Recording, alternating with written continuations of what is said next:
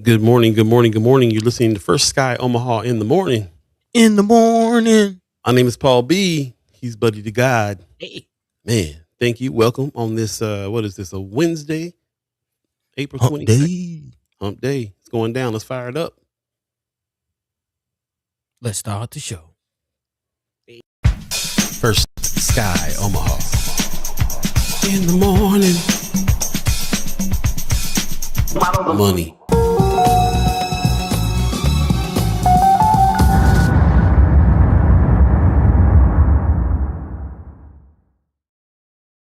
Welcome, welcome, welcome once again on this fresh Wednesday morning. Again, April the 22nd, 2026. It is 7 o'clock. If you believe in the concept of time and you live in Omaha, Nebraska, appreciate you guys joining us this morning. My name is Paul B. He's Buddy to God. And this is a fresh edition of First Sky Omaha in the morning. In the morning. Going down today. As you saw a little when we just started the show there, we got a special guest coming in today. Man. Another senator. Yeah, man. Senator John Cavanaugh. Put some respect on his name. So yeah, he'll be joining us. If you've been living under a rock, then that's the only way that you have not seen all the ads out here on him from all kinds of different directions. We'll be talking about that and his run and a few other things. Get your questions ready. Lots to talk about here on this this Wednesday. There's primaries are coming up. Primaries will be here shortly. Primaries, is that you playing? Coming around the corner, player. I see you. Yeah.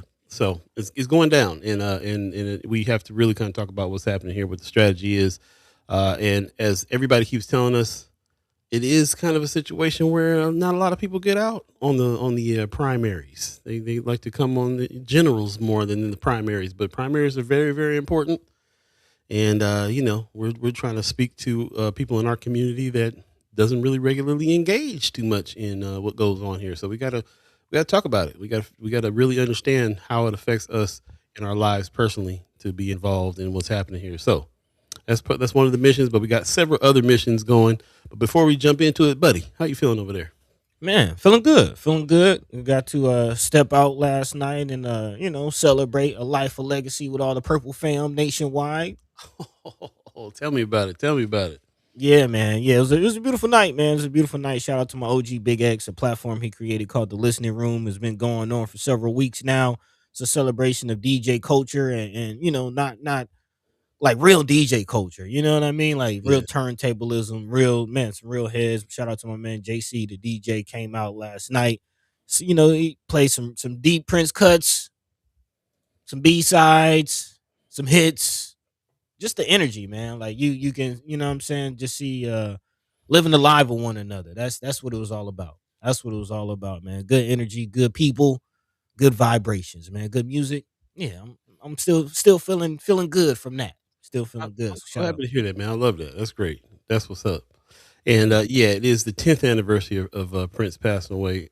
Still feels surreal. It still feels very surreal for me. It's funny, us really big, huge Prince fans are always like, where were we when we heard the news? Yeah, it was a tough day. Definitely a tough day. But I saw a lot of celebrations, a lot of things going on. There's celebrations up in Minneapolis right now too, going on for this 10th anniversary. So yeah, man, tough one on the people that he really, really affected, like me. So Man. you're a Prince fan, you know what I'm feeling for real. Before we move on, I just want to give a shout out to everybody that's coming in. RG's giving us a morning, y'all. What's happening? Pops says good Wednesday morning and mad love from Las Vegas. Appreciate you. Hey. RG says Windows open Wednesday. That's what's up. Yeah, man. It's the weather is pretty springy, pretty summery almost around here. Really? So feeling pretty good. Yeah, man. I had turned the air on last night, so that's what it is. Tis the season. Tis the season. Judy Princess says wonderful Wednesday. Workout done. That's what's up. Okay. Judy she be sticking to it. Hey, You're keeping my that idol. hip strong. Keep it strong. That's right. Mark Manor gives us a good morning. Good morning to you, brother. Speaking of posts, I saw your post yesterday on Prince, where you were when it went down, how you've been feeling over the time. If you haven't checked it out, go to Mark Manor's page. Definitely check out his openings, the way that he was very vulnerable about the feeling about Prince passing and so on. Man, it was a great piece. Kimmer Snipes gives us a good morning. Appreciate you. Marlon Harrison says good morning, First Sky family, and happy Wellness Wednesday. There you go. There you go. Ariel's 402 says Bellevue. No, tell me what that means. Michelle Moreno, good morning, everyone. Appreciate you. Kimmer says ICANN Women's Conference today, and I'm mad. I'm gonna miss this in the Uber right now. Oh man, yeah, it's gonna be a good show today. But you can always catch it when it's done. Come back and check it out later on YouTube. It will definitely be a good conversation. For those of you just joining us, Senator John Cavanaugh is going to be joining us on the show today. So we'll have some good discussion with him about his campaign and all the things you've been seeing in the media and so on and so forth. So it's going down. Also, I see Ariel. Let's see. Ariel's 402 says, "Play a hello neighbor." Okay, cool. You guys talking to each other. Mama God gives us a good morning, fam. Appreciate you. Anthony Rogers right in the chat says, "Sending love from the Bolivarian Republic of Colombia." Okay, Afro Fossil Fuels Conference. Time to get free. Appreciate you. Yeah. Okay. Energy Revolution. That's right. World traveling. Appreciate you.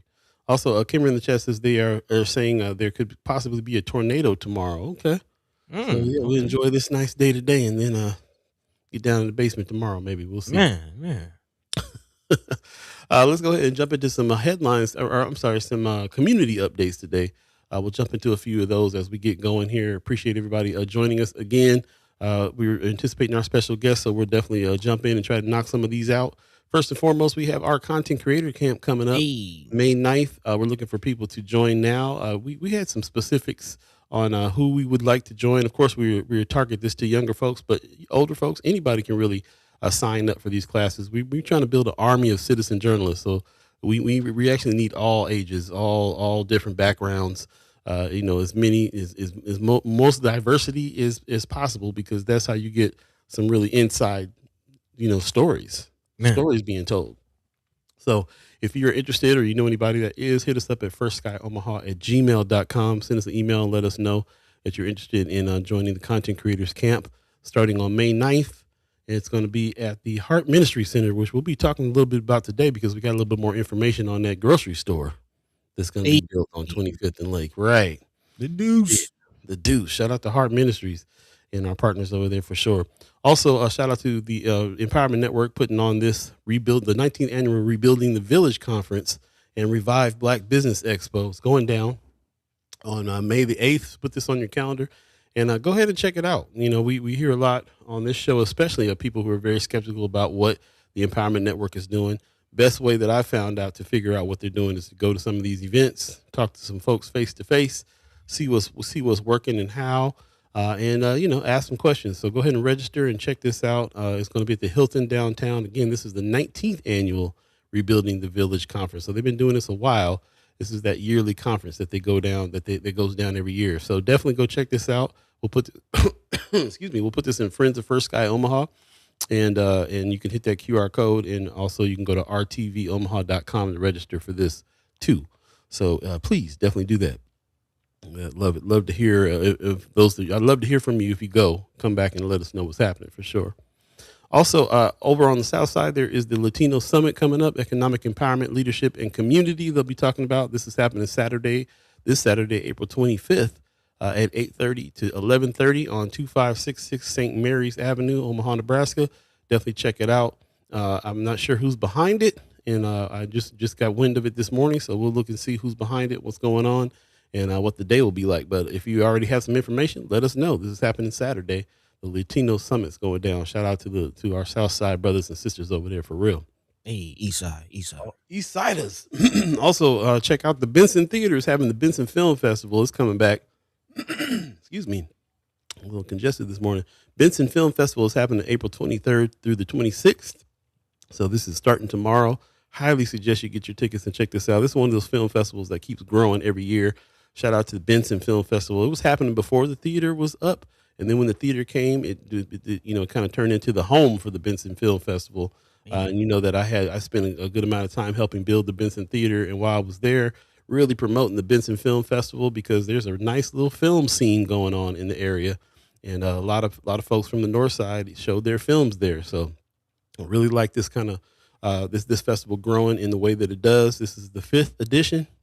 It's going down. Definitely check this out. Starting tomorrow, go to bensonfilmfest.com, or you can go to bensontheater.org, get tickets, and check out the Benson Film Festival, man, right in town. Benson is the north side. Hey, that way. Don't forget. A couple more things I wanted to talk about here. Let me see. First of all, I wanted to say rest in peace to Church Lady. Sister Mary Ann passed away this week, and our prayers going out to Michael Scott. Prayers going out to her family. Those of you that know us know that she was a friend of First Sky Omaha, supporter, and really sad, man. I didn't. She kind of kept it quiet and didn't really know that she was sick and anything was going on until the last couple weeks. So, if you know Michael Scott, please reach out, man. Send him some love and support. This was his partner for many years, and we affectionately named her Church Lady when she was coming around back in the day, and that stuck with her. She loved that we gave her the nickname, and she was just always a good person, good friend to the fam. So shout out to rest in peace, Church Lady, Miss Mary Ann, and please give Michael Scott some love right now in his time. It's really hurting. Part of the fam. Yeah, man, part of the fam. It's a lot going on. Also want to give a shout out to Christy Knorr. She's out here putting boots to the roots. Hey, pounding the pavement. Pounding the pavement, doing the good work, spreading the word. Definitely check her out, especially if you're in her district. But even if you're not in her district, you know, she's friend of First Sky fam. Spread the word. She's putting her money where her mouth is and coming out here trying to make some change. Shout out Christy Knorr, Legislative District 12. She's running for. So shout out for her. Shout out to her for doing the good work as well.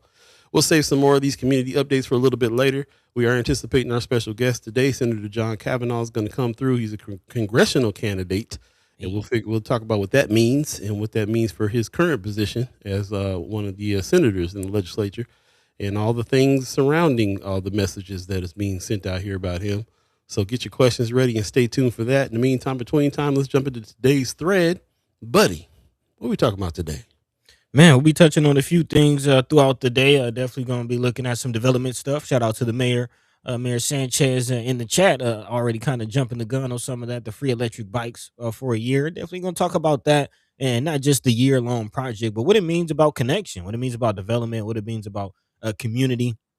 There's also a new bus route that's rolling out that's connecting, giving access to the Exarban area from North Omaha, which has kind of been a long conversation, if you will, as far as transportation and getting around and accessing certain parts of the community. And again, where's the development going? And the question, who is it for? Definitely want to talk about this bike trail as well, kind of making connections as we've kind of touched on in past episodes between Atlanta and Omaha. A few parallels that we're going to dive into, not just the bike trail and the belt line out here and gentrification and development, but also looking at film. It's something that's hitting close to home to us. This is the season to follow the money, and we kind of got into humanities and some of the other arts in the early parts of this season. But following the money, some interesting things going on as far as film projects in Nebraska being funded or not funded. Yeah, we definitely have to talk about it here throughout the show. Also, looking at the state level, what's going on, of course, in anticipation of our guest, Brother John Cavanaugh, and his run for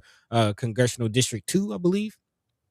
I'm looking at what's going on, and a lot of controversy around that situation. So, of course, you know our style. We have to talk to him directly, try to get into it, ask some questions. Definitely have your questions ready. There's also a couple other things to look at the state level. Of course, an update on the Cornhusker Clink, because they're, despite contrary to popular belief, there's already a lot of Trumpism going on in Nebraska right now. Now, we got to talk about it. We got to talk about it. Not just Cornhusker Clink, but the DOJ leaning on Nebraska. Now there's some changes with in-state tuition. Yeah, there's a lot to get into. We're here for the next 2 hours. As always, if there's anything we're missing, definitely try to feel free to get into that. As Paul mentioned, definitely want to also touch on this grocery store too. Again, shout out to our partners over there, Heart Ministry Center. Got a lot of things are going on with them, so definitely tap in. As he mentioned earlier, I just want to plug it as well. Look out for that content creators camp coming very, very soon. Speaking of Heart Ministry Center, so yeah, man, tap in with us. We're definitely keeping the conversations going. So yeah, join us. Let your mind be free. Let your voice be heard. We're about 15 minutes into this thing. So in the meantime, between time, Paul B. Yo. What's the word? Man, let's go ahead and take a quick break. And jump back into this conversation. Really appreciate everybody getting up. Do us a favor, share the show. If you're on Facebook, you can share it on your page. And if you're on YouTube, share the link. Anybody who you think would benefit from this conversation and add to it. Let's get busy. Hey. Be right back. First Sky Omaha in the morning. Paul B. Buddy to God. Wake up, wake up, wake up, wake up, wake up, wake up, wake up, wake up, wake up, wake up, wake up. Wake up, wake up, wake up, wake up, wake up, wake up, wake up, wake up, wake up, wake up. Life is not what it seems. This culture's not your reality. You better unplug or be a casualty. Cause the life that we lose in the drugging and boozing is keeping us off from our greatness. We gotta spread the love and stop hating. Then rearrange these front pages. From murder and death to building our wealth. We moving in stealth. Milking the game till there's nothing left. And teaching my people to love themselves. I'm crashing on competition. That's an interference with the mission. Man, we tired of listening, so we standing up. Unification amongst us. Wake up, wake up, wake up, wake up, wake up, wake up, wake up, wake up, wake up, wake up, wake up. Wake up, wake up, wake up. Welcome back, welcome back, welcome back. First Sky Omaha in the morning. In the morning. My name is Paul B. He's Buddy the God. We're here with you, the chat chimers, which we really appreciate you guys joining us today and jumping into the conversation. Also, the ghost listeners, people that don't really chime into the chat but still listen. I hear there's tons of ghost listeners out there. I always run into some that say they check it out when they can, in between getting kids to school, going to work, all the things. But if you miss any parts of any of these conversations, you can always go to YouTube. And when you go back over there and look at past episodes, do us a favor and like and subscribe to those episodes as well. We appreciate it. We see Christy Nora in the chat. Good morning. We were just talking about you. Hey. Good morning. Appreciate you doing the good work out here. Also, Michelle Moreno says, yes, I was at a track meet yesterday. Shout out to your son, by the way. I saw your post. And she said, somebody mentioned Christy. I was like, yes, I go vote for her district, for real. Yeah, spread the word. Even if you're not in the district, spread the word. So I appreciate everybody who's joined us. Appreciate everybody who's doing the good work. And let's go ahead and jump into some of the first conversations before we get to our special guest today. Buddy, what's first on the agenda? Yeah, man, starting with our own backyard, kind of keeping this thread, this theme that I've been laying throughout the whole season as far as, following the money and talking about ecosystems. How are we connected in our community? How are we, again, being able to tap into the resources? Of course, just talked about the library. A lot of things actually happening around the 72nd Dodge area, that corridor, if you will. Of course, we haven't really talked much about what's going on with the old Crossroads project, but that area around there, but that's still underway. A lot of things going on. But I want to also talk about the connection. That's the big thing as far as this show and opening up as far as transportation. I think of the history of North Omaha, and of course, we've been talking about a lot of development around North Omaha. But what is the investment? What is the buy-in? What is the inclusion of North Omaha? And when I think about that historically, I think about the Doubletree downtown. You remember the Doubletree downtown cutting off 16th Street, the back of it facing North Omaha. What does that tell you? Disrespectful. Again, just that loud, glaring message that we don't want you in this part of town. So when you see a lack of transportation, lack of access to certain parts of towns that are always getting developed, it makes you wonder. Which is why I'm definitely excited. Shout out to Mayor Sanchez, also seeming excited about this free electric bike ride situation. I did just roll out. And shout out to actually the homie Sherm. I saw Sherman Wells giving a shout out as well, talking about he's going to be hopping on the bikes, getting active, kind of leading the charge, at least for north side. And yeah, definitely wanting people to get access and take advantage of this. You heard it right from the mayor. It is a new program that will allow for a full year free bike rides up to 60 minutes. This is sponsored by Medica, which is the initiative aims to improve community health, which is also a part of following the money. As we say here on the show, health is wealth, and definitely getting outside, especially this time of year, does well for the emotions, does well for the body, just does you well all the way around, man. So again, they will be providing free transportation options as costs rise, especially with the war in Iran and gas prices. Right on time, if you ask me. Again, organizers will also collect data over the next year to prove the program's benefits to supporters and trying to maintain the free service. So I definitely urge you to, take advantage of it. Take advantage of it, especially as more things around the city open up to us. Get downtown. Check out the Capitol District. Check out Jean Leahy Mall. Check out, the Luminarium. There's a lot of things that I want us in the community to feel that we have access and are invited to these things, because we are. And again, these types of things show that, not just this bike ride project, but also shout out to Metro Transit, as KMTV3 reports, will actually be adding a new bus route.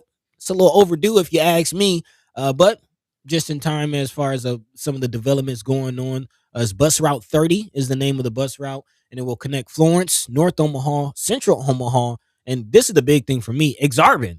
Provides riders with easy access to grocery stores, schools, and the hospital. This is actually something that we talked to Senator Wayne, former Senator Wayne, about in regards to the streetcar. Again, if you notice, the streetcar is going north and south along Farnham Dodge, that corridor. But who's connecting North and South Omaha to Central Omaha? How can you get from east to west? The streetcar is going east to west, but how you get north to south to get to the amenities, to move around, just to have access to thrive, man. So a lot on that. Any thoughts on that as far as transportation, Paul? I know you're out there seeing all the construction, all the street, man. A lot of things going on in the road. What say you?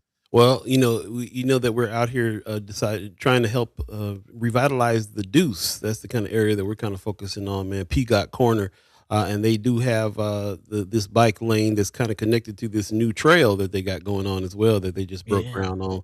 So I'm pretty excited to see what's happening here with the free bike rides. I saw a lot of people out endorsing them, and I saw Manny About Town. I saw Jewel Rogers. I saw Councilwoman Goodman. Out here on the bike ride tip. Speaking of Sherman Wells as well, he was out there too. So it was really encouraging to see.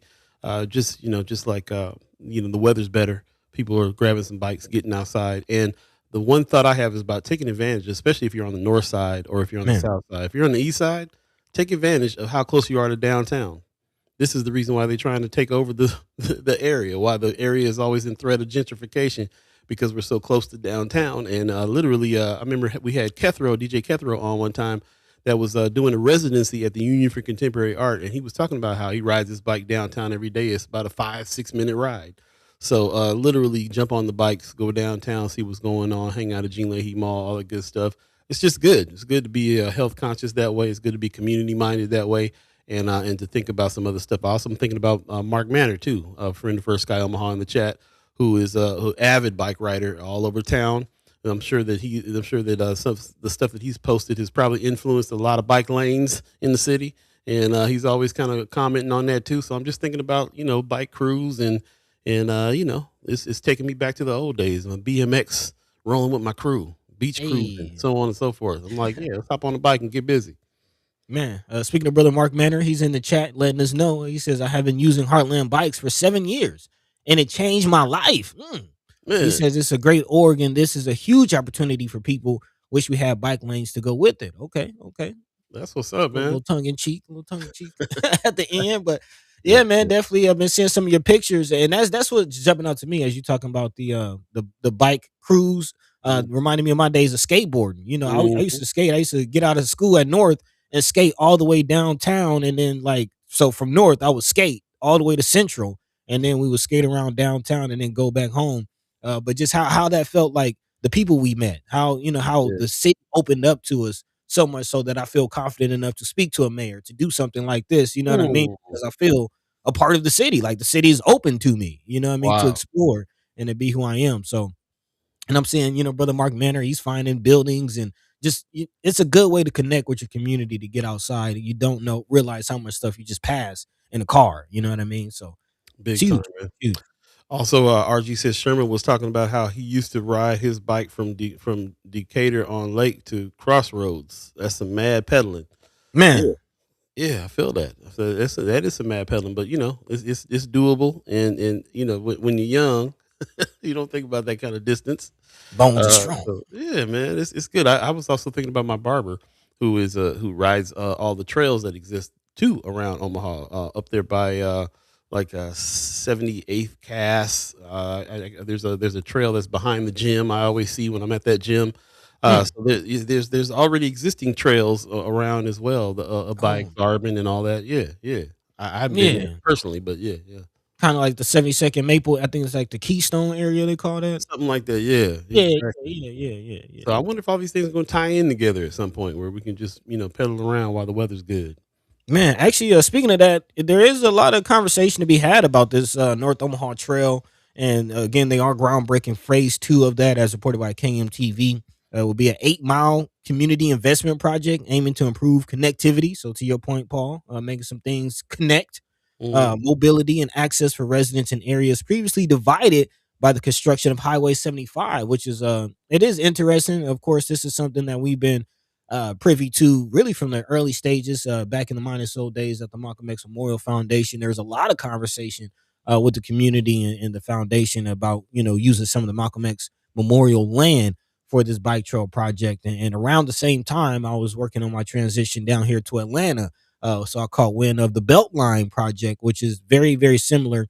Essentially, what they're doing is taking, which is interesting because I used to work at Union Pacific, so I'm very familiar with like a lot of the old train tracks and that's where a lot of these bike trails are being developed around, is old train track routes that are basically being turned into bike trails.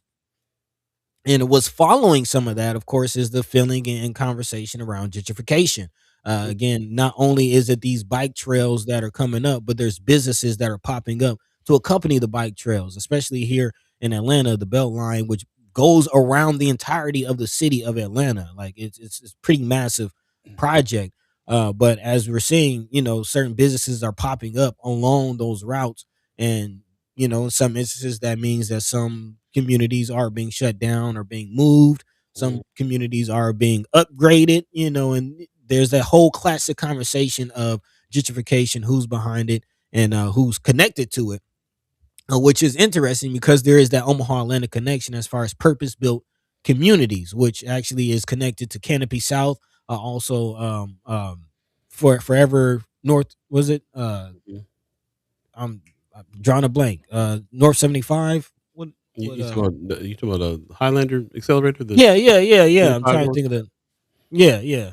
But again, all those are connected to purpose built communities, which is again, Buffett backed. There's a lot of Berkshire Hathaway property down here, in that connection, and also. Speaking of gentrification, the last projects in Omaha closing with the South Omaha projects closing, and that being the Canopy South project. So again, a lot of transformation in North and South Omaha connected to this purpose-built system that we're also seeing making its way in Atlanta and several other areas throughout Omaha. I know Kimra might be still with us, so she has some feelings about what's going on the South Side. Paul, I know you've been kind of paying attention. What say you? Absolutely. Well, the first thing I want to do is kind of jump into what say you the chat. Mama Kai says, remember you can reserve bikes for free 6 times a year if you have a Omaha Public Library card. Okay. Yeah, I think this new program is everybody can get them free for a year, right? Yeah. Yes, sir. Tamara Dwyer's in the chat, says that the trails all over Omaha are great. She says I also go off the trail sometime. I heard. Okay, off the beaten path. Yes, you do. Keystone is what we were talking about earlier. Also, Mark Manor says, I've learned so much about Omaha and Council Bluffs that I did not know exploring on the bike. There you go. Yeah, man. I appreciate that. Wanda Lewis gives us a good morning. Mark Manor also says that they also built a bike park and mountain bike trails at Adams Park. Oh, yeah, that's right. Said I went to that a couple of weeks ago, and those are amazing, especially for young people. Yeah, I did. I pass by that all the time, and I'm wondering like who's using those trails. They did a lot of construction over there at Adams Park for those. So it'd be very interesting. Also, Anthony Rogers Wright, the chat says, a great organization in the ATL, West Atlanta Watershed Alliance, doing their best to fight gentrification and keep the last urban forest in a black community black. It's a massive struggle.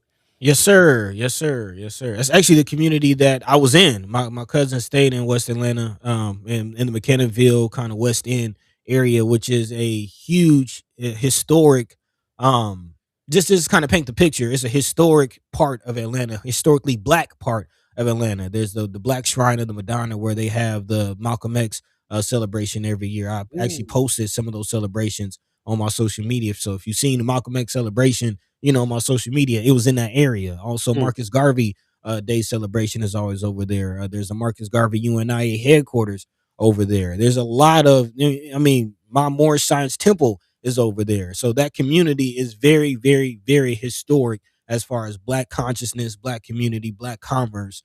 The bike trail is kind of creeping its way into that area. Kind of like 24th and Lake Street area. Black corner in Nebraska. I appreciate that. Definitely tap in. This is a picture of the groundbreaking that happened with the Phase 2 of North Omaha Trail. It's a really big deal out here in that field. The mayor spoke. I didn't realize how many people were actually going to show up to this, but there was tons of people out there very excited about this program. Here's a few pictures of some of the stuff that's going on around town. I think this is part of the bike trail. This might be at Adams Park. I'm not quite sure, but yeah, very interesting stuff happening with these trails. And like you said, we were learning about them back in the Malcolm X Memorial Foundation days. I kind of wonder how that ended up. Are they going to be passing through some of the land over there? What's happening with those phases? So we'll keep an eye on it, because I think there's opportunities here. When I saw the people that were out here for this groundbreaking, I was like, oh, there's got to be some money involved here. So somebody make some money along this trail. Oh yeah. Not just to go biking. We got to follow the money on this for real. I mean, and I don't want to gloss over that. As I mentioned, we've seen that transformation here in Atlanta, where you got, like the shipping containers, have single shipping containers that are converted into like coffee spots or book nooks and little trinket type shops, and all of these things are spurring economic development, spurring small businesses. There might be satellite restaurants. It's a lot of opportunity accompanying not just a bike trail and some trees. There's some things that can go along with this. So again, look into it. There is the conversation of gentrification, but there's also a possibility of opportunity with all this. And to your point, Paul, gentrification in itself isn't bad when the community itself is doing the gentrification, which we'll get into with this bookstore here in a second. Or not the bookstore, but the restaurant or grocery store. There we go. One of them. One of them. Let's take a quick break. 7:31 right now. If you believe in the concept of time, we appreciate you guys joining us this morning. We're in anticipation of our special guest coming in. Senator John Cavanaugh is coming soon. Get your questions ready for him. In the meantime, between time, let's take a quick break. We'll come back and jump back into the conversation. Very lively discussion so far. Really appreciate that very much. It is very much a Wednesday that feels like sometimes you feel like, is it only Wednesday? Today I feel pretty good about the week. So we'll see what's happening. Stay tuned. We'll be right back. First Sky Omaha in the morning. I'll be Buddy to God. We have a fight that's common to all of us. We suffer political oppression, economic exploitation, and social degradation. Today it's time to stop singing and start swinging.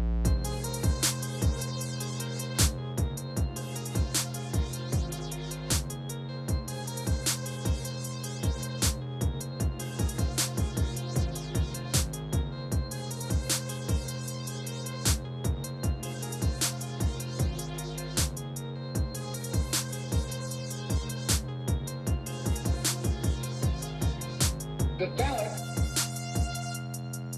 or the bullet. The ballot or the bullet. Welcome back. First Sky Omaha in the morning. Hall B, that's me. Buddy to God, that's him. And all of you chat chimers, man. I really appreciate you guys coming through. I see Michael Lee giving us a good morning. Good morning to you, bro. Peace. Coming in. RG said, to Mama God's point, this is a good time to remind everyone that the free OPL card gives you a lot of access to things you wouldn't otherwise have, including Canopy, which is the library's Netflix. Incredible films on there. If you get that, then definitely go check out Nation Time, that film we've been talking about for over several episodes that you can't see anywhere else but the Canopy app. So definitely check that out, and definitely go check out what's happening at the new library. If you have not already seen it, you're going to be shocked and amazed about it. Mama God says, I did not hear you guys say go ahead. Just really quickly, while we're talking about perks and memberships and things, we were laughing about the gold at Costco. Uh-huh. I just found out that your Costco membership actually has a lot of perks that come with like $3,000 for a casket that the mortuaries have to take, life insurance, right? All kind of stuff. They got gas stations they're about to pop up that are gonna be off Costco site, so it's gonna be all around town Costco gas, which is super cheap. Right. Yeah. Hey, I'm just saying, it is follow the money. You might want to tap in, get you some gold, get you some gas. More than just 50 billion toilet paper. That sounds so gangster right there. I got some gold, I got some gas. Ready to do come to death row. I'm ready to do some business.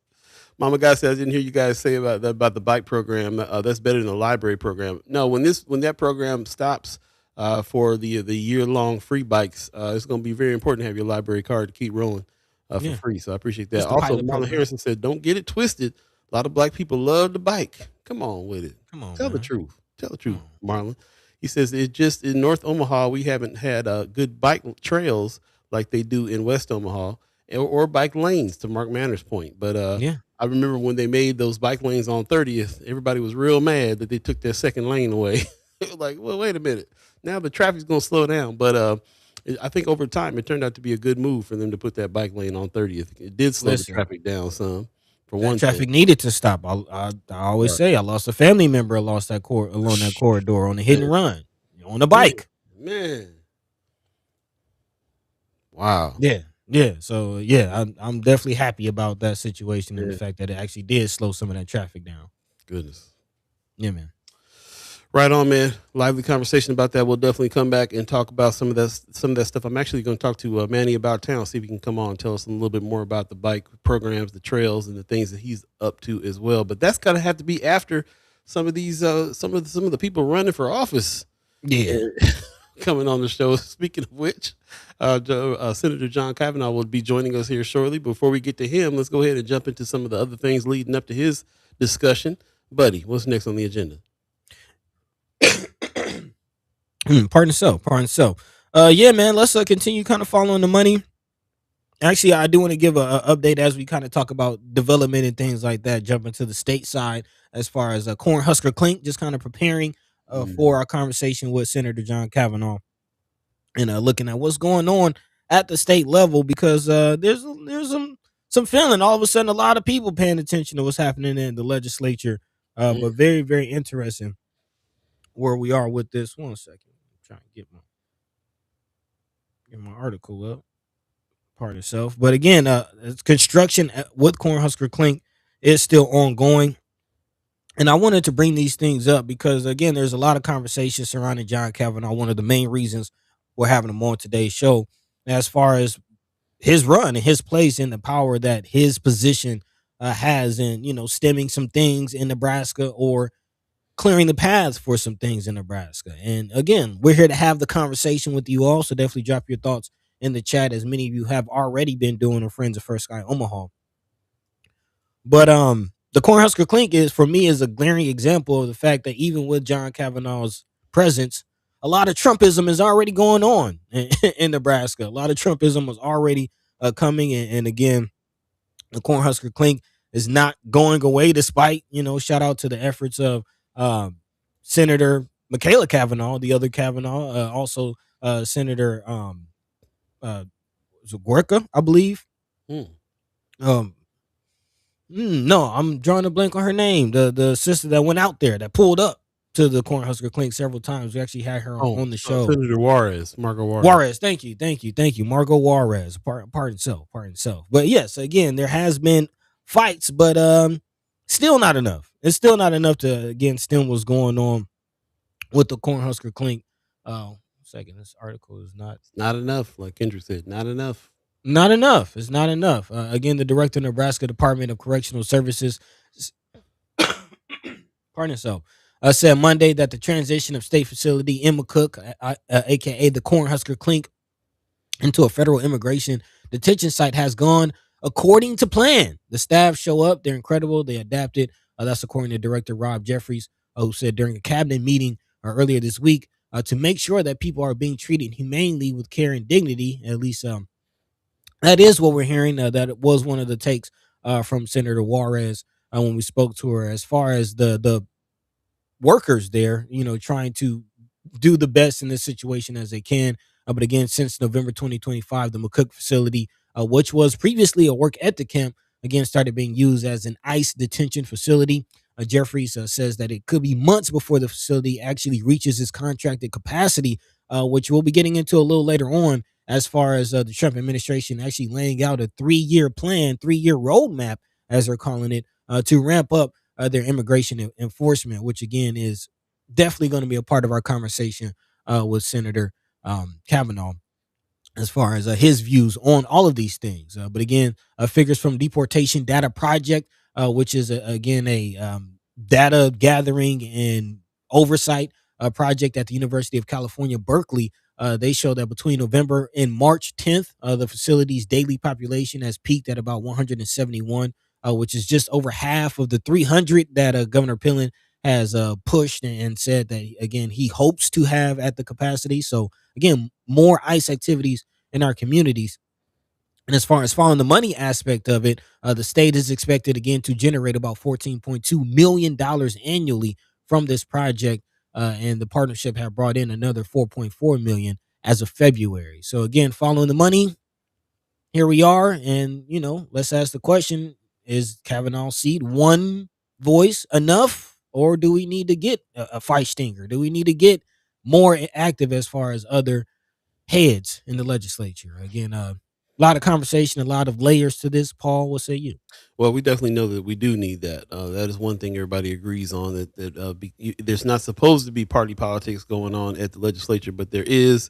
And so they want, people to have the same values, like-minded people that come in, and there's a Republican supermajority going on in the legislature right now. So whatever it is that's happening, it's already underneath some of the numbers there. We'll be talking about some of those numbers coming up when we have our special guest on.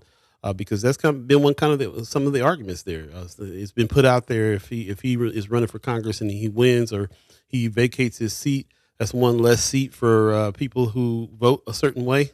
We have our senators on, Senator Terrell McKinney, Senator Ashley Spivey on all the time, and we talk about who the allies there with them are, who vote their way most of the time. He's been one of them. So what happens when he leaves? They said there's already a majority there. We already need more folks in the first place.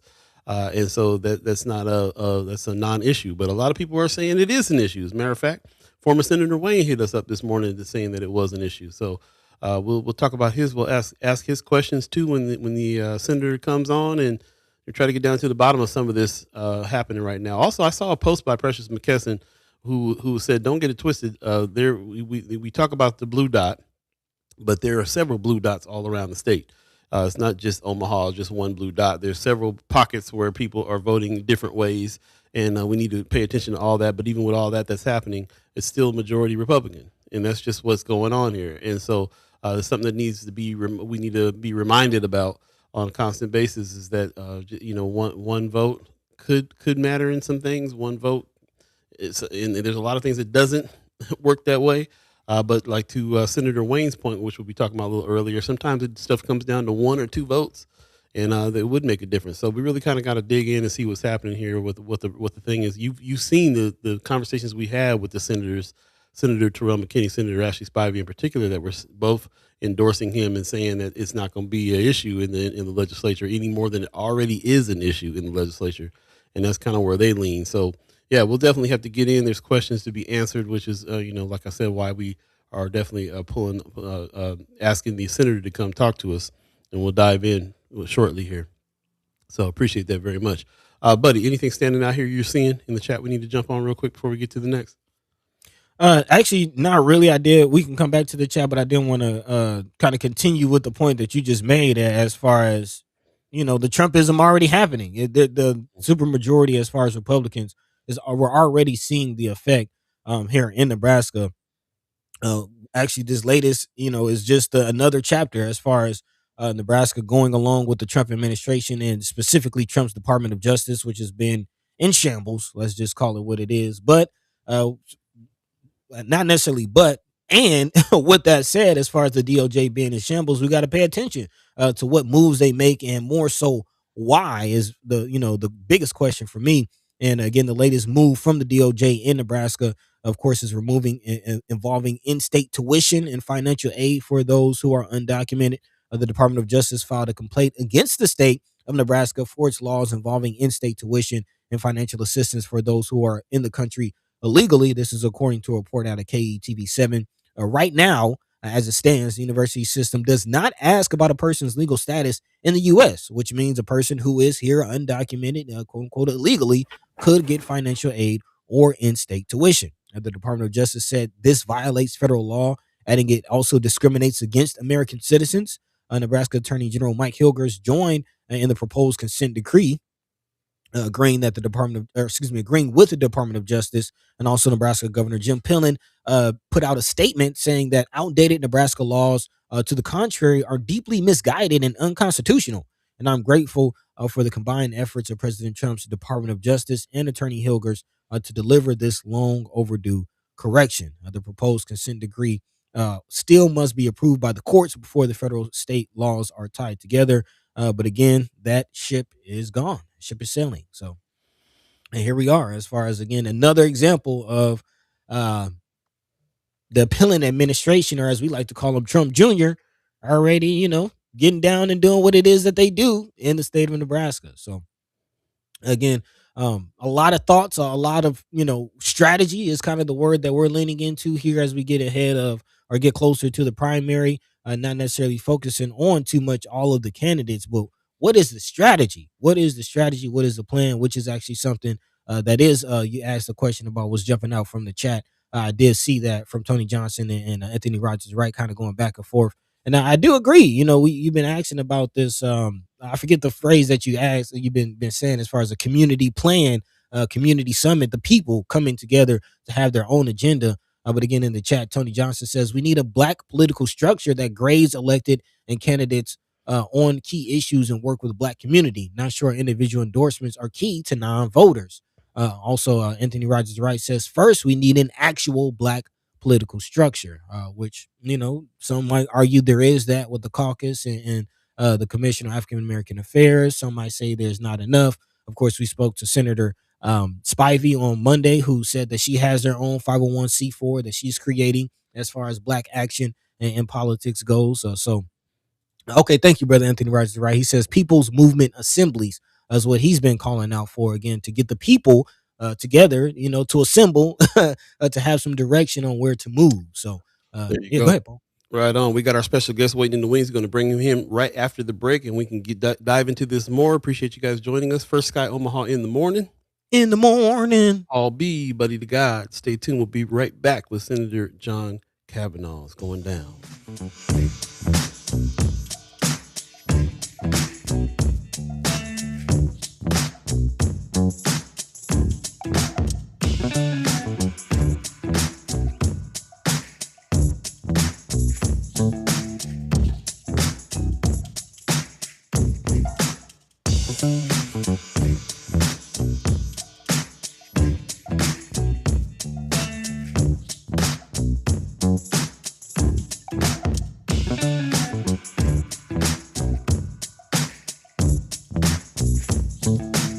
Welcome back. First Sky Omaha in the morning.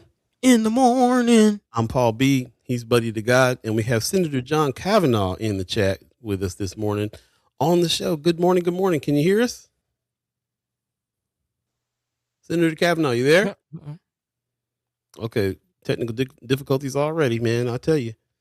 Okay, well, Gremlins. yeah. Here we go. Getting the gremlins again. So yeah, we'll hold off there until he's able to come back on. Okay, let's see. I'm seeing him restart now. So stay tuned. Okay, there you go. Senator Cavanaugh, can you hear us?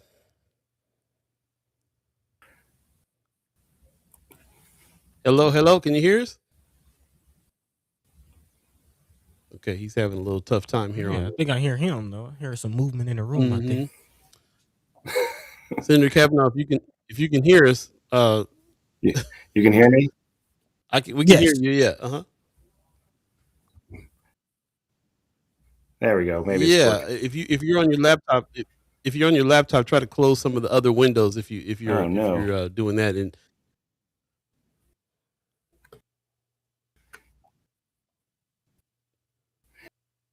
don't worry about it. This happens to us all text the link to my phone. I can try that way. Sure. Yeah, no problem. We can do that. We'll bring you back in a sec. Yeah. And also, while Paul kind of works on the tech difficulties, I see a few people dropping questions. Definitely feel free to drop your questions into the chat. We'll try to get to them throughout the course of this conversation. I know there's been a lot of controversy, a lot of opinions around this situation, anticipated conversation. So yeah, definitely feel free to join that. Now, also, while we get that tech in order, I want to acknowledge Anthony Rogers Wright comment in the chat talking about the Lowndes County Freedom Organization, which is actually an organization I recently learned about down here in Georgia, kind of precursed the Black Panther Party. Says right out of the Black radical tradition and the Southern tradition that gave us the Lowndes County Freedom Organization, the original Black Panther Party. Again, talking about the People's Movement Assemblies. I definitely appreciate that aspect and that, addition to the conversation. Also, RG in the chat says those state capitol gremlins have a far reach. Yeah, man. Yeah, we working through it, but definitely bear with us. Again, appreciate all of your patience. Marlon Harrison says Trump Jr. is hating and trying to shut y'all down. Yeah, but hey, the weapons will form, but they will not prosper. We're gonna keep on moving. We're gonna keep on moving. Appreciate y'all presence and yes, appreciate your presence and assistance. Brother Anthony Rogers is right. Also saying Alabama, okay, but assisted from folk from Georgia. So Lowndes County, Alabama, okay. We see. It looks like we might have him on here. We're okay. Okay. Senator Cavanaugh, can you hear us? Okay, there we go. Okay, so now we got it. Okay, so he came in on his phone, which oftentimes we have to do. Let's see if we got him this time. There we go. Okay, we got you now. How you doing? Crystal clear. All right. Sorry about that. I guess my computer is not as good as my phone. We have that issue a lot. The phones are definitely outpacing the laptops these days, especially with the landline internet connections that we got around here. So it happens to us all the time. No problem. We appreciate you coming, taking the time this morning. How you doing? I'm doing well. Thanks for having me. I'm happy to be here. I'm glad we could finally find a time to get on. Yeah, yes, sir. Absolutely, man. Tis the season. First and foremost, how's the run going? Let us know how things are going for you. Well, it's going great. We're out connecting with a lot of folks now that the legislative session's over. Not spending 12 hours a day in Lincoln, so able to get out, knock some doors, and get to community events more. Have a lot of, we've had a couple of candidate forums, and then of course I'm sure folks are seeing the mailers and the ads and all that stuff. So becoming a lot more recognized in the community, of course, just from the amount of money being spent talking about me. Yeah, that's the thing that stands out to me. Once we did a little digging and tried to find out who's behind the ads, we were like, oh, they must be nervous. So we can start there. We know that you've already kind of spoken out to some of the other news organizations about this issue, so we kind of already know where you stand on that. These are not true allegations that they are putting out on these attack ads, and so we're just wondering. The one part of these ads that keeps on resonating with a lot of people that we talk to, though, is the blue dot's in jeopardy if he leaves the position, though. So maybe we can start there and jump in there. We've had some of the other senators on that explained it to us, but we want to hear from you. Your decision on running for Congress and how that is going to affect your vote in the legislature and why you made the leap. Well, running for Congress because it's so important that we have a strong voice in Washington to push back on Donald Trump and all the chaos and self-dealing and corruption in Washington. And so I think we can win both the congressional race and win legislative seats. But specifically on things like the blue dot, the legislature is made up of 49 people, which means to stop anything, you have to have 17 votes. And there are only 16 Democrats. And so the protecting the blue dot is not about Democratic votes. It's about people who believe in maintaining the division of the electoral vote. And we have several Republicans who are with us on that issue as well. So the blue dot is not realistically in jeopardy with Republicans who support us. And so that's where it's at. I mean, I really truly believe that we can win 3 or 5 legislative seats this year. We've seen across the country in places like Texas and Arkansas and Florida where Democrats have overperformed by 30 points in state legislative seats. If we overperform by 3 or 5 points in some of these seats, we will pick up many legislative seats. And so we have great candidates running. There's 25 districts up for election. I'm confident that in 2027, there will be more Democrats in the legislature than there are today. But today, the Republicans already have a supermajority. So me leaving does not give the Republicans a supermajority, but us winning legislative seats will break that supermajority.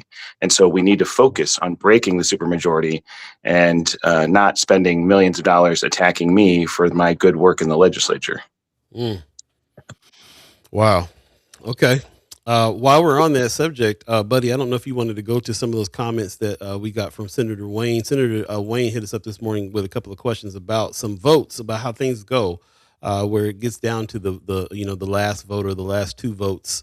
As a matter of fact, buddy, do you have that up right now? Yeah, we can. Yeah, read one of those. Jump to some of those as far as on the aspect of this blue dot and just really how razor thin some of these margins actually can be, as far as specifically former Senator Wayne was asking about cloture votes, specifically between the dates of 2016 and 2025 window. Says that he counted about let's see, 7 cloture votes that fell by only 1 vote, and 38 cloture votes that passed with exactly 33 votes.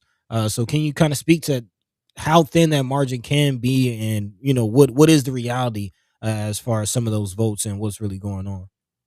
Well, yeah. So that's what the 17 versus 33 is, right? It's so 17 is, if you have 17 no votes, that means the cloture only has 32. So cloture needs 33. Obviously, between 2016 and today, there have been many elections. So the composition of the legislature is very different in each one of those iterations. And right now, on the blue dot, that hasn't been brought up for a vote because it doesn't have nearly 33 votes. And so that's why there hasn't been a vote on the blue dot. And many of these other issues is because they don't have the 33 votes. And again, we need to win more legislative seats so that the margin is not as razor thin. That's really the goal in this election. 25 legislative districts are up for election. We have competitive Democrats in probably a dozen of those districts, and we have a real shot to pick up many of those seats, which then would put us above 17, which means we wouldn't have to be worried about losing votes. One of the things we've lost some of these votes this year is not only we had Democrats who voted with Republicans. The reason that they overturned or undermined minimum wage is because Democrats voted with Republicans. And on paid sick leave, there were Democrats that voted with Republicans. And so it's not just about having 17 Democrats, which we don't have. We need to get 17 or more Democrats, because Democrats are more likely to be values aligned with us, but that's not a guarantee. The same was on reproductive access. There were Democrats that voted at that time with Republicans on those things. And so if those are the things that we're concerned about, we need to get people who are values aligned on those issues and not focused just on the pure number of Democrats.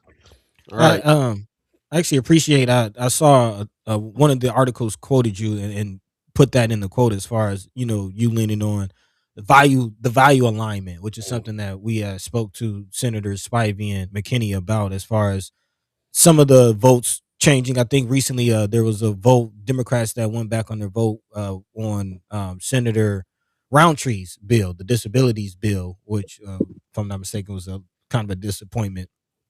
So as far as the value alignment of it, do you feel like there is you keep saying there's a real chance? I'm hearing Aaron Feistinger is one that I'm personally excited about, but are there candidates that our viewers should pay attention to or be aware of to kind of push this line, as far as what you're talking about, actual value aligned Democrats in seats?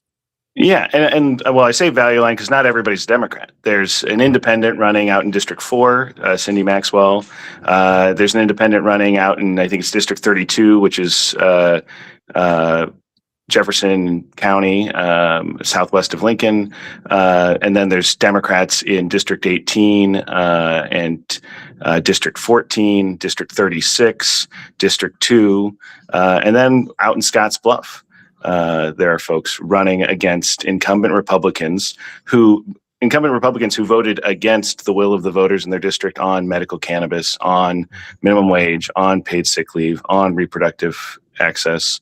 And so we have candidates who are more accurate representations of their district, who are running strong campaigns, who have a chance to win across the state and help us pick up seats of people who will actually stand up with the people of Nebraska and represent the actual interests of people.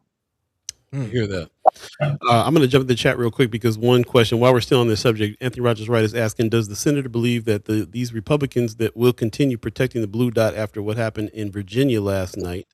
I don't know if you have any comments on what happened in Virginia last night. Trying to see.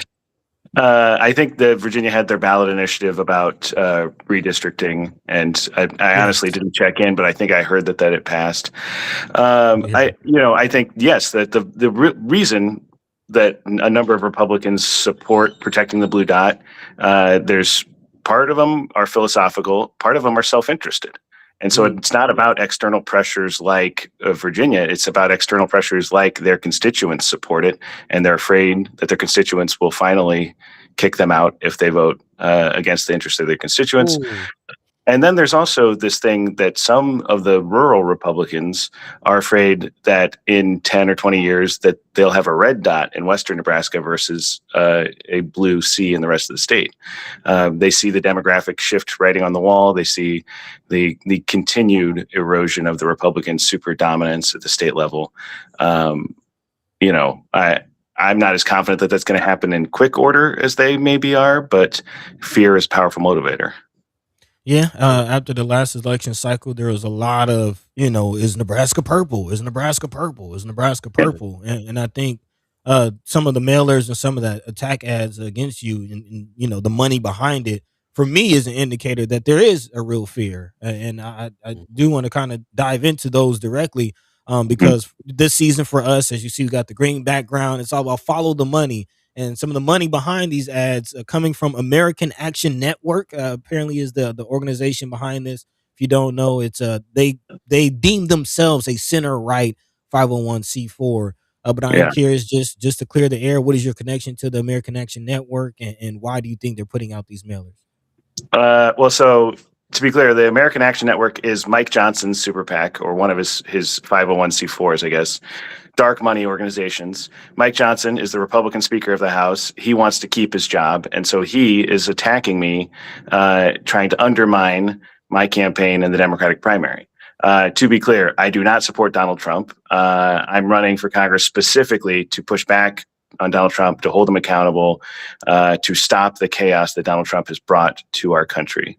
And so they are clearly, their polling shows that I'm the strongest general election candidate. And so they're spending hundreds of thousands of dollars to tell lies about me, to undermine my standing with Democratic primary voters. So those are attacks. They're fake, and they're lying about me. Yeah. There you go. We appreciate that. I want to spend a little bit of time out. I just want to, first of all, let people know it's 8:02 right now. If you believe in the concept of time, we're now in the second hour of First Sky Omaha in the morning. And we're here with our special guest, Senator John Cavanaugh. And I definitely want to jump into a different subject here, because I don't want to spend your whole interview talking about these people that are obviously scared of your run. But I do, before we get there, I do want to acknowledge Tamara Dwyer from the mayor's office. She says, I've been seeing some stuff about John being endorsed by J Street, and I'm wondering why he doesn't include that endorsement on his website, or there's something I'm missing in that. If you can answer that question, then we can get to the next part of the subject here. Well, so to be clear, I don't know what's on my website, but was not endorsed by J Street actually until they have a different process, so they don't have an endorsement until later. Am officially endorsed by J Street as of today, basically, but I assume it's probably not on the website.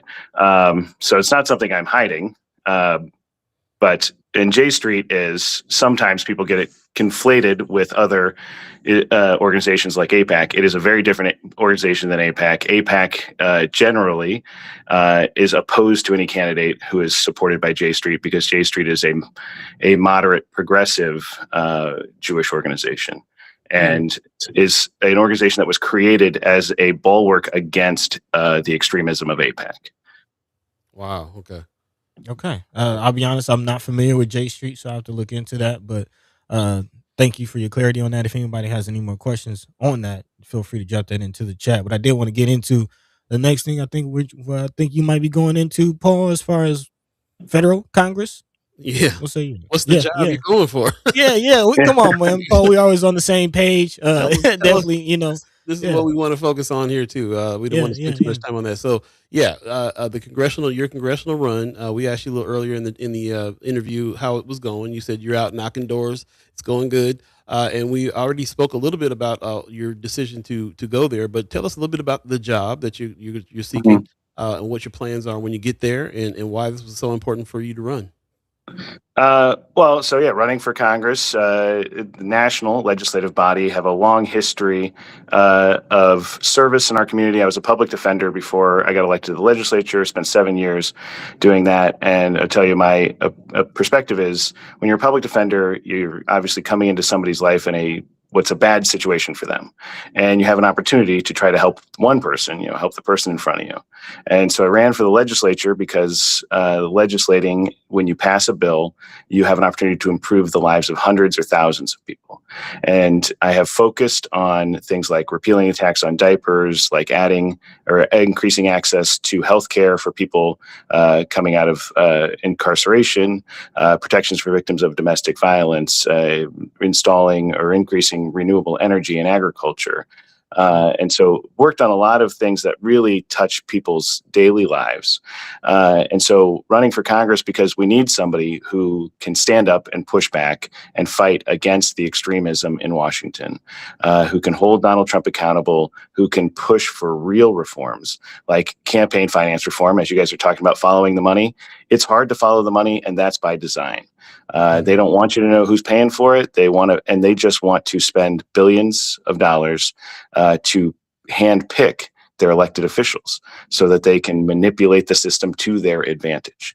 And so we need real campaign finance reform. We need to end stock trading in Congress. We need real corruption reform. We need real ethics for judges. And we need to stop Donald Trump from engaging in foreign wars without any congressional authorization. We need to rein in the spending, and we need to stop the erratic tariffs and the back and forth abuse, like on the FCC, Federal Communications Commission. He's able to get people like Stephen Colbert kicked off of TV because they abuse their power, and so we need somebody who can do all those things and deliver on actually improving people's lives, increasing home ownership through stopping foreign investors from buying up single family homes, increasing housing stock that's in the affordability range, increasing people's ability to save for a down payment. We all know that the only type of wealth most of us will ever accumulate is the wealth we have in our home. And so we really have got to invest in that. And one of the things I've been talking about a lot more recently is energy policy. I studied environmental law and environmental policy, focused on energy policy. I served 4 years on the Natural Resources Committee. The North Omaha coal plant has not been shut down. We were promised it would be shut down, and the OPPD board has basically gone back on its promise multiple times. One of the reasons they have given is the increased energy demand and the lack of alternative sources. This is going to get worse because of the increase in data center production. And I'm really getting more and more concerned that I know we are going to build the data centers. There's nothing, we can't stop them from happening. We can put regulations about land use, we can put regulations about water, but they're going to be built because people want, more data. They want more data. We want more AI. We want more all of that stuff. So we have to be realistic about the energy demands, and North Omaha is never going to shut down if we don't get aggressive about making sure we are building clean, renewable energy in the next 10 years. And so I really want to focus on ensuring that we get smart about meeting this new energy need, not just for North Omaha, but that's my jumping off point. But we need to do it countrywide. Otherwise, we are not only going to keep that power plant open, we're going to be building more coal plants if we don't get smart about this. Yeah, keep hearing about countries like China moving forward in clean energy and really leading the charge, and we see kind of what that means on the international scale. But for what that means statewide, Anthony Rogers Wright has been asking and saying, we're seeing the end of public power in Nebraska, and I am curious from your perspective as far as some of these private-public partnerships in regards to the data centers and where we're already going at the state level. Do you feel that's the right direction, or do you think getting more value aligned individuals in seats will kind of stem us in the right direction? Well, yeah, that's a two-part question. Right. I'm opposed to any erosion in public power. I was opposed to that bill that allows for the continued erosion of public power. But yes, of course, we need values-aligned people on the OPPD board. So, I'm running for Congress, and so of course, I hope people vote for me. I hope people vote that line on the ballot. But you got to get all the way down. You got to go down the ballot. You got to vote all of those spots, as we have seen just in this last year about the OPPD power plant, the North Omaha power plant. It's important that you have people on that board who are putting the people first and not the businesses first, right? Because that's ultimately what that decision was about.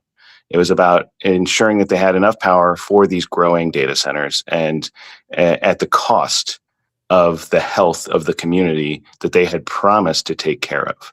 And so we need people in those positions. We need good people on the Metro Transit Authority. That's something that really affects people's daily life. And we really need good people in the legislature. You mentioned Aaron Feistinger. Obviously, I'm a big Aaron Feistinger fan. Have done a lot of work with Aaron in the legislature. She will be a huge asset to our values-aligned coalition in the legislature when she gets there. But yeah, up and down the ballot, we need good people who are not. I talk about this a lot, which is there are a lot of people out there who, when they're running for office, they will come to you and they'll say, "I checked your box. I agree with you on this issue. I'm on your team," and whatever it is your issue is.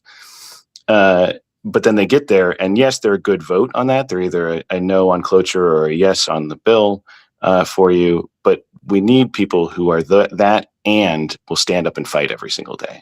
And that's the difference between me and a number of people in our coalition, is that I stand up and fight every single day. If I agree with you on something, I'm putting myself out there. I'm fighting for it. I'm filing the motions. I'm taking the time. I'm working the strategy. And I'm sure, you had Senator Spivey and Senator McKinney on earlier this week. They could tell you, how many times that we have done this together, fighting for or against something with every ounce of our being, and then to roll it back and do it on the next bill. You fight something for 8 hours, and then it's a 12-hour day. Then you got to do 4 hours on the next one. And there are good people who are on our team that are not doing that. And we need more good people who are on our team who are going to stand up and fight every single day. So speaking of you standing up and fighting, if you are when you are elected and you're in Congress, let's jump to the example you just gave about the power plant, OPPD, and the coal plant. What is the position of the person in Congress? What is the steps that you take in order to fight something like that from that position? That's a great question, and I've given some thought to this. So, one of the reasons they've stated, there's two reasons they really gave about not being able to convert. It was not even shut down North Omaha, it was convert to natural gas, was a lack of supply of natural gas and lack of alternative energy in other places. So I think at the federal level, one of the things that we could do is bring in resources. And specifically, if you recall, in say like the Inflation Reduction Act, there was a portion that was called the Reconnecting Communities Fund, which was to address historic wrongs like 75 North. That's not uncommon, it's extremely common, where the federal government and local governments specifically built highways through African American communities. And that was a purposeful way to break up and destroy neighborhoods and communities. They did it in Minnesota, they did it in Rochester, they did it in other places. And the money from that, the Reconnecting Communities money, was to help correct those wrongs. So, this is not unprecedented to say, let's make federal funds available to correct the historic wrongs of placing environmental hazards and health hazards in communities. So specifically federal money to decommission legacy dirty power production in African American communities. I don't know off the top of my head that there are other coal plants in Black neighborhoods across the country, but I'm guessing that there probably are. And so I think that this is something we really, that we could do, is bring in a chunk of money that would help solve some of the problems, the hurdles that OPPD claims that there are to decommissioning that plant. And then obviously we need to do work on expediting opening up other sources of energy in other places. So I think attacking it from those two fronts, but very specifically, aggressively pursuing money to go to decommissioning that plant. I appreciate you breaking that down. That gives me a very more of an understanding of what that position could mean for us.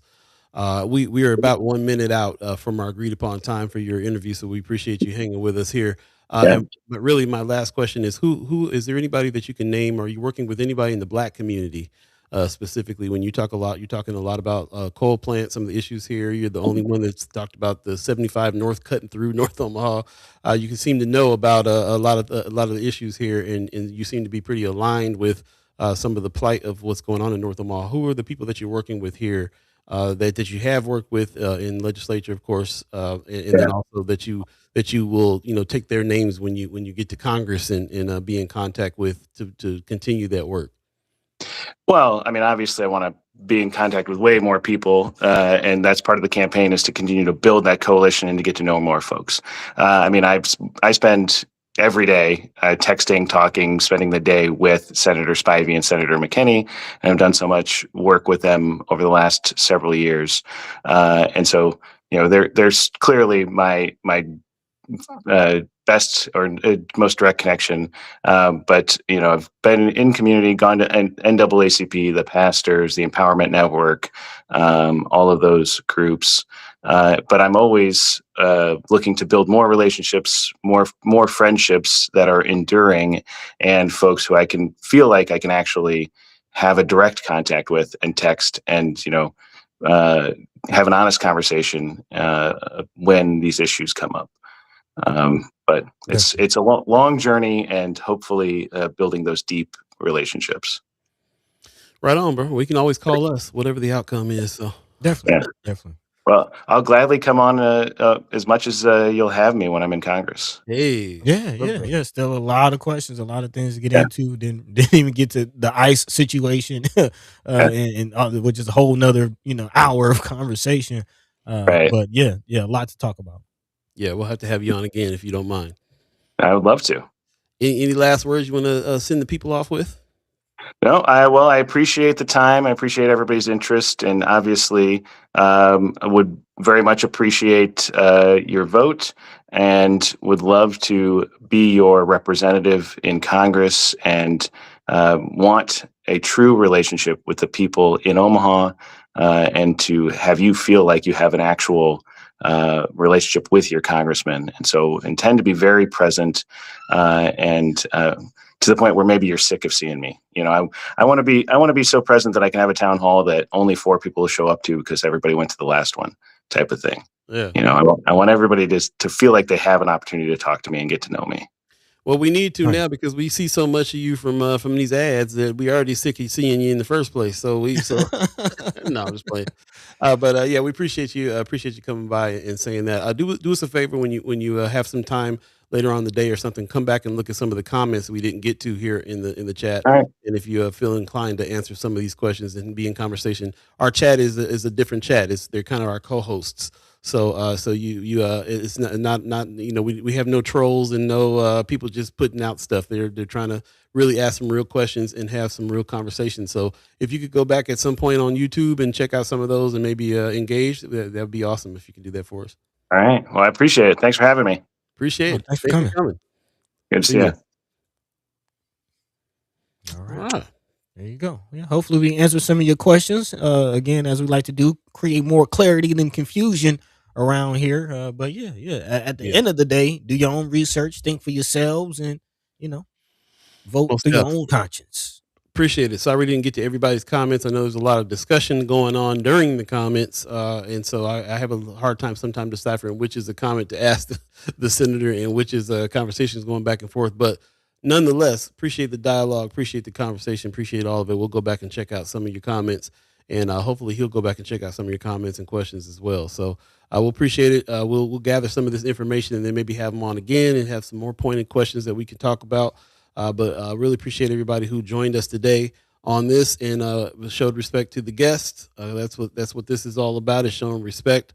We don't always agree with some of the styles that we share, but I appreciate that it still goes on and that the conversation can still continue. So let's take a quick break and take a little breather from that and come back and jump back into the conversation. Lots to talk about, lots to recap, and a lot more stories coming in the second hour. First Sky Omaha in the morning. In the morning. My name is Paul B. He's Buddy the God. Stay tuned, y'all.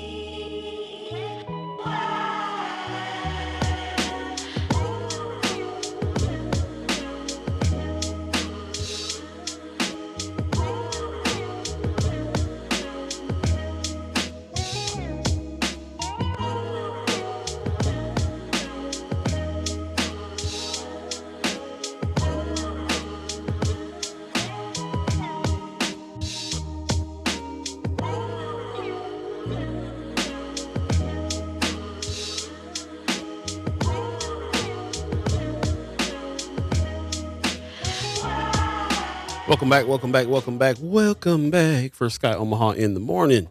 I'm Paul B. He's Buddy to God. Hey. Thank you, Chad Chimers, Ghost listeners, and Monitoring Spirits. We know who you are, too. People that check in with us, maybe even try to sabotage some things, but would never admit that you watch. We see you. We see you. Appreciate that. Hit the like button. If you're on YouTube, like and subscribe. Appreciate that very much. If you're on Facebook, do us a favor and share the show on your page. That'll help whether we're live or whether or not you're sharing an older episode. All good. We appreciate that. Appreciate the efforts to spread the word to people who you think might benefit from these kinds of conversations and also contribute to them as well. That's what we're looking for. Like-minded individuals who have differences of opinions that we can kind of discuss and dive into and dig into with respect.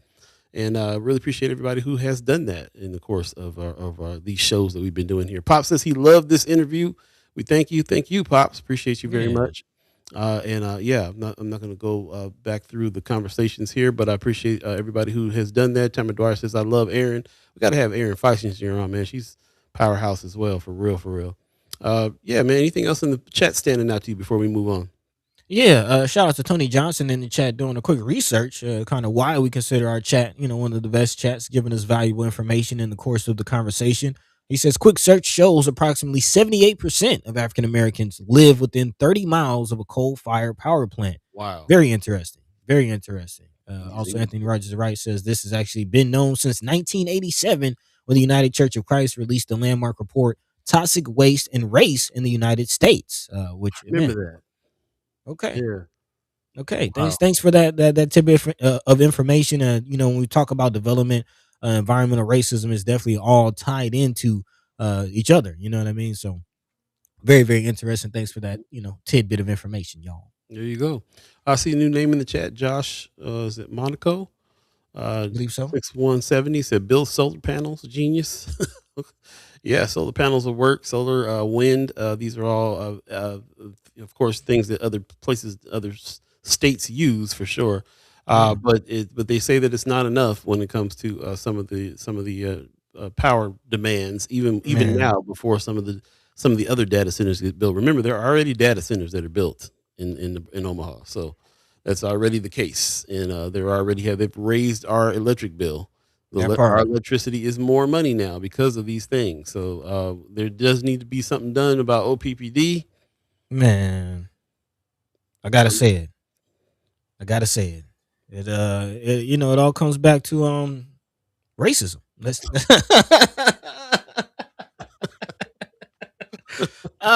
just call it what it is. Racism and greed, really. We don't have solar panels because Trump and his ilk and the Epstein class haven't found out how to charge the sun. You know what I mean? Like, son, give me my money. That's it. They know how to make money from oil. They know how to make money from coal. They know how to make money from fracking. But when control of all those things, right? Right, exactly. But they haven't quite figured out how to control the sun. Haven't quite figured out how to control the wind.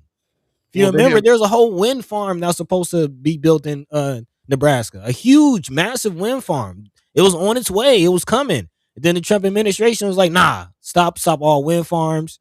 And now we have an energy shortage after y'all stopped all these projects. Come on, man. Make it make sense. Message. Racism. Appreciate everybody that's joining us. Ariel's 402 says not only coal pollution, but pig and cattle farms in the communities not being held to regulations. We can't forget about the nitrates in the ground and in the water coming from a lot of the pig farms and a lot of these places as well. So yeah, lots going on. Yeah. It's going down. So yeah, lots to still tackle. I think that our next season is teamwork makes the dream work. So we're talking about building everybody kind of getting together and you got to put the team together first before you get out on the field. So put the team together so we can get to the action. And I think one of the things we need to put the team together on is this somebody got to get in here and do something about OPPD, man. OPPD seems to be running rampant when I got people in the street that don't even follow politics coming up to me with printouts and readouts of the salaries of the CEOs and stuff of these supposedly public entities, while you go home and open up your energy bill and it's higher than it was, and then you take your kid down to the doctor for his inhaler because he got asthma. You kind of are ready to do something, at least have some conversation, at least steer the senators to laws that can slow some of this stuff down. We got to figure something out. That's just all there is to it. Christy Noor in the chat says, the nitrates in our water is so bad. Man. Right. Anthony Rogers Rice says, first we need our black leaders to stop protecting and making excuses for their friends at OPPD. Not sure what you're talking about. Yeah. I know we need OPPD to act right. And however we got to do that, we got to figure it out. If it's some of the black leaders, I think that it's the teamwork. I think that we need to get together with several people in several different lanes. Anthony Rogers Wright, and you're an environmental activist, and put that alongside with a Senator Terrell McKinney who can make a law. Put that next to, you know what I'm saying? Like, we need to put some lanes together here and really kind of like make them make some changes over there. I'm still trying to really study like what the situation is completely, like how does it even got this far? These are elected seats. So what's going on here? Like these people that work at they have to get elected into these positions. So how is this happening? So again, is it all about that? Is it all about the vote, getting people in the seats? Is that the biggest change? I think it's going to be a few things. And so I think we need a few lanes. He says, Anthony Rogers says, OPPD has done more damage to the public health of black and brown people than anything that Trump has done. I don't know, man. That's a wild accusation there. Trump has done some things. I'm not sure. Pops in the chat says, or according to Trump, how to stop the windmills from killing all the birds. I forgot about that. Oh man, that's wild. That's really wild. Yeah, the windmills. I appreciate you guys jumping in, man. It's 8:28 right now. If you believe in the concept of time, I definitely think this is something I want to dig into a little bit more, especially next season, and really try to formulate some kind of action plan from this side of things. I'm sure there's already people doing some things already that we can join up with. We don't got to reinvent the wheel, but we do got to try to correlate with other individuals and organizations that are trying to do something about changing the culture here on that situation. As you can see, the two camps are pretty prevalent. The camp of we need to make sure that we don't have any more data centers built, and we're going to fight that. And then there's the other camp where data centers are coming. We got to do something about regulating them. And I'm seeing those two camps happen, and we'll see what ends up going on. What ends up happening, which is, I'm kind of myself leaning towards this idea that they're probably coming. We probably need to figure out how to do something about that. Well, I'm a segue into another topic, but as you know, my style, it's all connected, man. The show Paul put me on connections. It's definitely all connected. Yeah. And I will say this, in the regards of data centers, I'm personally of those two teams you just, laid out. I'm of the mind that data centers, one, are already here. There's about 10 of them we just learned in the Omaha area alone.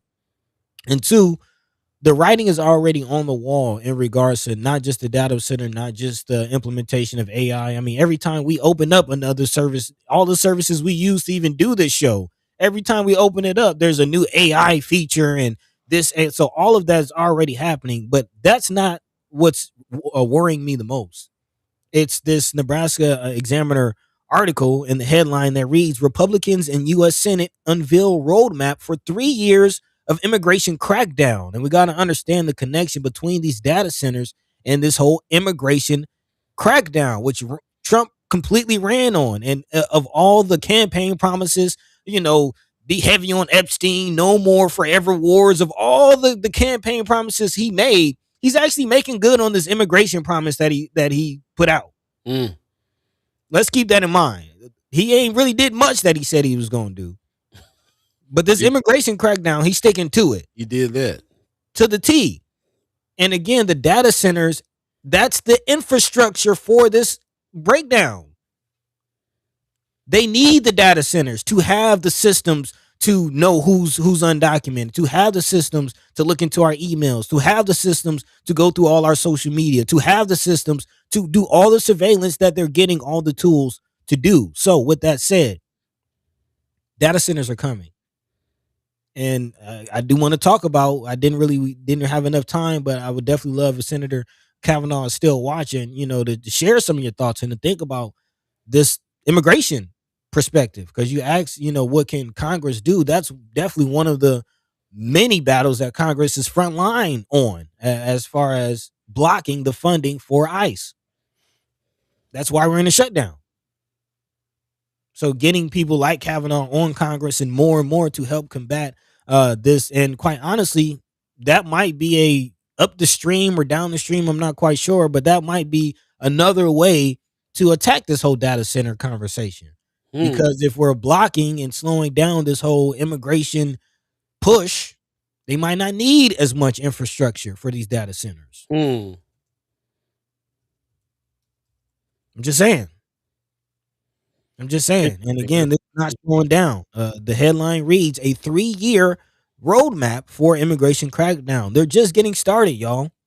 According to the article, again, out of Nebraska Examiner, this is being reported from Washington. Republican leaders in Congress appeared to be on the same page yesterday about how to fund immigration activities for the next 3 years as they released a party line measure that will pave the way for a special process known as budget reconciliation, something that we've been hearing about. But they were unified. But they weren't unified about another problem: when to clear a bipartisan funding bill for the vast majority of the Department of Homeland Security that would end a shutdown that's been underway since mid-February. Again, Speaker Mike Johnson said, who kind of keep in mind, Speaker Mike Johnson, as we just learned, is the one behind these attack ads of Kavanaugh. Again, his PAC, the American Action Network, ran and founded by Speaker Mike Johnson, who says during a morning press conference that he wanted to make sure funding for immigration and customs enforcement and the Border Patrol isn't left behind, and that's why he's held back a Senate passed bill that would fund most of the shuttered DHS programs. I could drop the article right there. That might be the whole play behind Kavanaugh. Put the money behind these ads through this American Action Network 501c4. Get voters to be confused about Kavanaugh. Don't get another Democrat in Congress so this party line budget reconciliation plan can go through. Makes sense to me. It definitely could be one of the, and that's just one of the things that make sense. Right. According to them. And in this time when not a lot is making sense. Again, we're in the second hour. We're having this conversation. Paul, chat, am I wrong? Am I missing something? What say you? No, I think it's a very interesting viewpoint that you got there, figuring out other reasons behind some of the things that's going on, and that makes a lot of sense. It's making a lot of sense. And I really, especially this theory that you're having about the reasons why data centers are coming. Like, that's really kind of sticking to me right now too. The reason why data centers are coming and what's behind them. I follow this whole situation with Anthropic, which we haven't really talked too much about.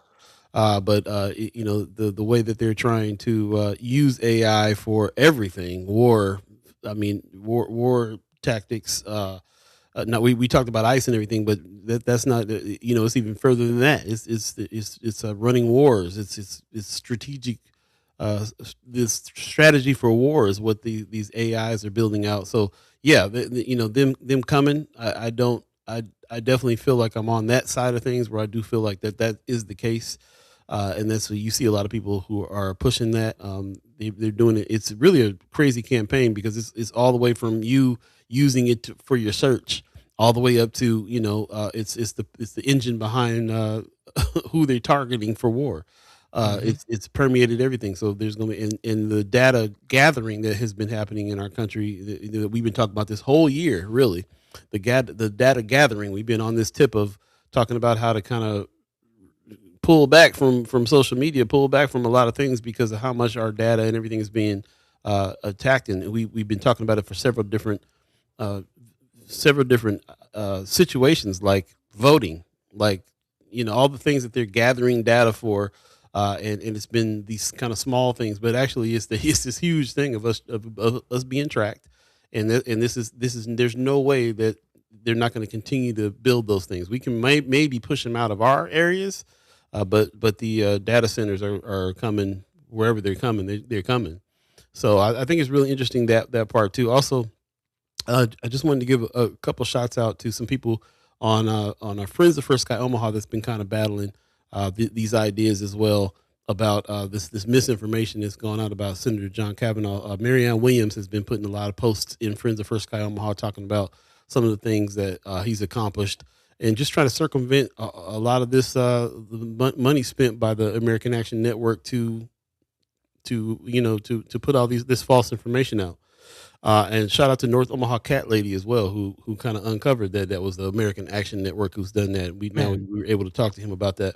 So there's news gang, folks that are digging in and trying to really find out what's going on. Plus, we got the word from the senators that when they came on, how they leaned on this subject of him because of this as well. So I just think I think that you really are connecting something here when it comes to your theory that you're talking about. With the reason, right there is a reason why you should put a bunch of money in misinformation on Senator John Cavanaugh. Just that alone, let alone all the other things that are attached to this too. But even just that would be enough for them to decide that that's the chess game they're playing on the campaign. Yeah. Shout out to Anthony Rogers Wright giving us an international perspective on the theory as well. It grows. He says, "Yep, there's a reason why the Islamic Republic of Iran has taken out a bunch of data centers because they are military installations. It's not just about all the easy lookups and making internet searches easier or making AI images of a cat throwing up a rainbow or something like." You know what I mean? Like that's the fun end of the spectrum, but there's a whole nother end of the spectrum. And while we're on this, I did also want to talk about another story that broke just 4 days ago coming out of the Associated Press that again adds more weight to this theory. The President Donald Trump on Saturday signed a bill extending a controversial surveillance program until April 30th. Has anybody heard about this program? Again, coming from the federal level. It is a short-term renewal, but sets up another showdown in Congress, which again, the likes of a John Cavanaugh could throw a wrench in that situation. But again, the bill was approved by Senate on Friday in a last-minute scramble to prevent the authority from expiring within a matter of days. However, Trump and Republican leaders have pushed for its renewal, calling it a matter of national security, which again goes along with the memorandums that they put out. Again, if you remember, any media, any social media, any messaging that's talking about anti-Christian beliefs or any messaging talking about anti-capitalism or anything anti-good old American, depending on the grand old party's definition. Israel. Right. Anything that's anti-fascism, like the list is kind of crazy, but again, any of those things are being flagged as domestic terrorism, which is why they're pushing for this surveillance program that apparently is being extended. And again, at the backbone of this surveillance program is the data. Particularly in this article, it's talking about Section 702 of the bill, which specifically talks about not even talks about, it allows the CIA, the FBI, and other intelligence agencies to pull foreign communications without a warrant. So again, they need these data centers to go through emails. They need these data centers to go through text messages. And anybody that's connecting with or has relatives or has any business in a country that, the Trump administration might not find favorable might get flagged in this data breach or this data collection, which again goes right back to the data center. So let us know if that's what you're seeing. Man, very, very interesting, this whole situation with the surveillance program. If you haven't heard about it, definitely look into it. It's called the Foreign Intelligence Surveillance Act. Again, Foreign Intelligence Surveillance Act, or FISA. Yeah. The eye is watching.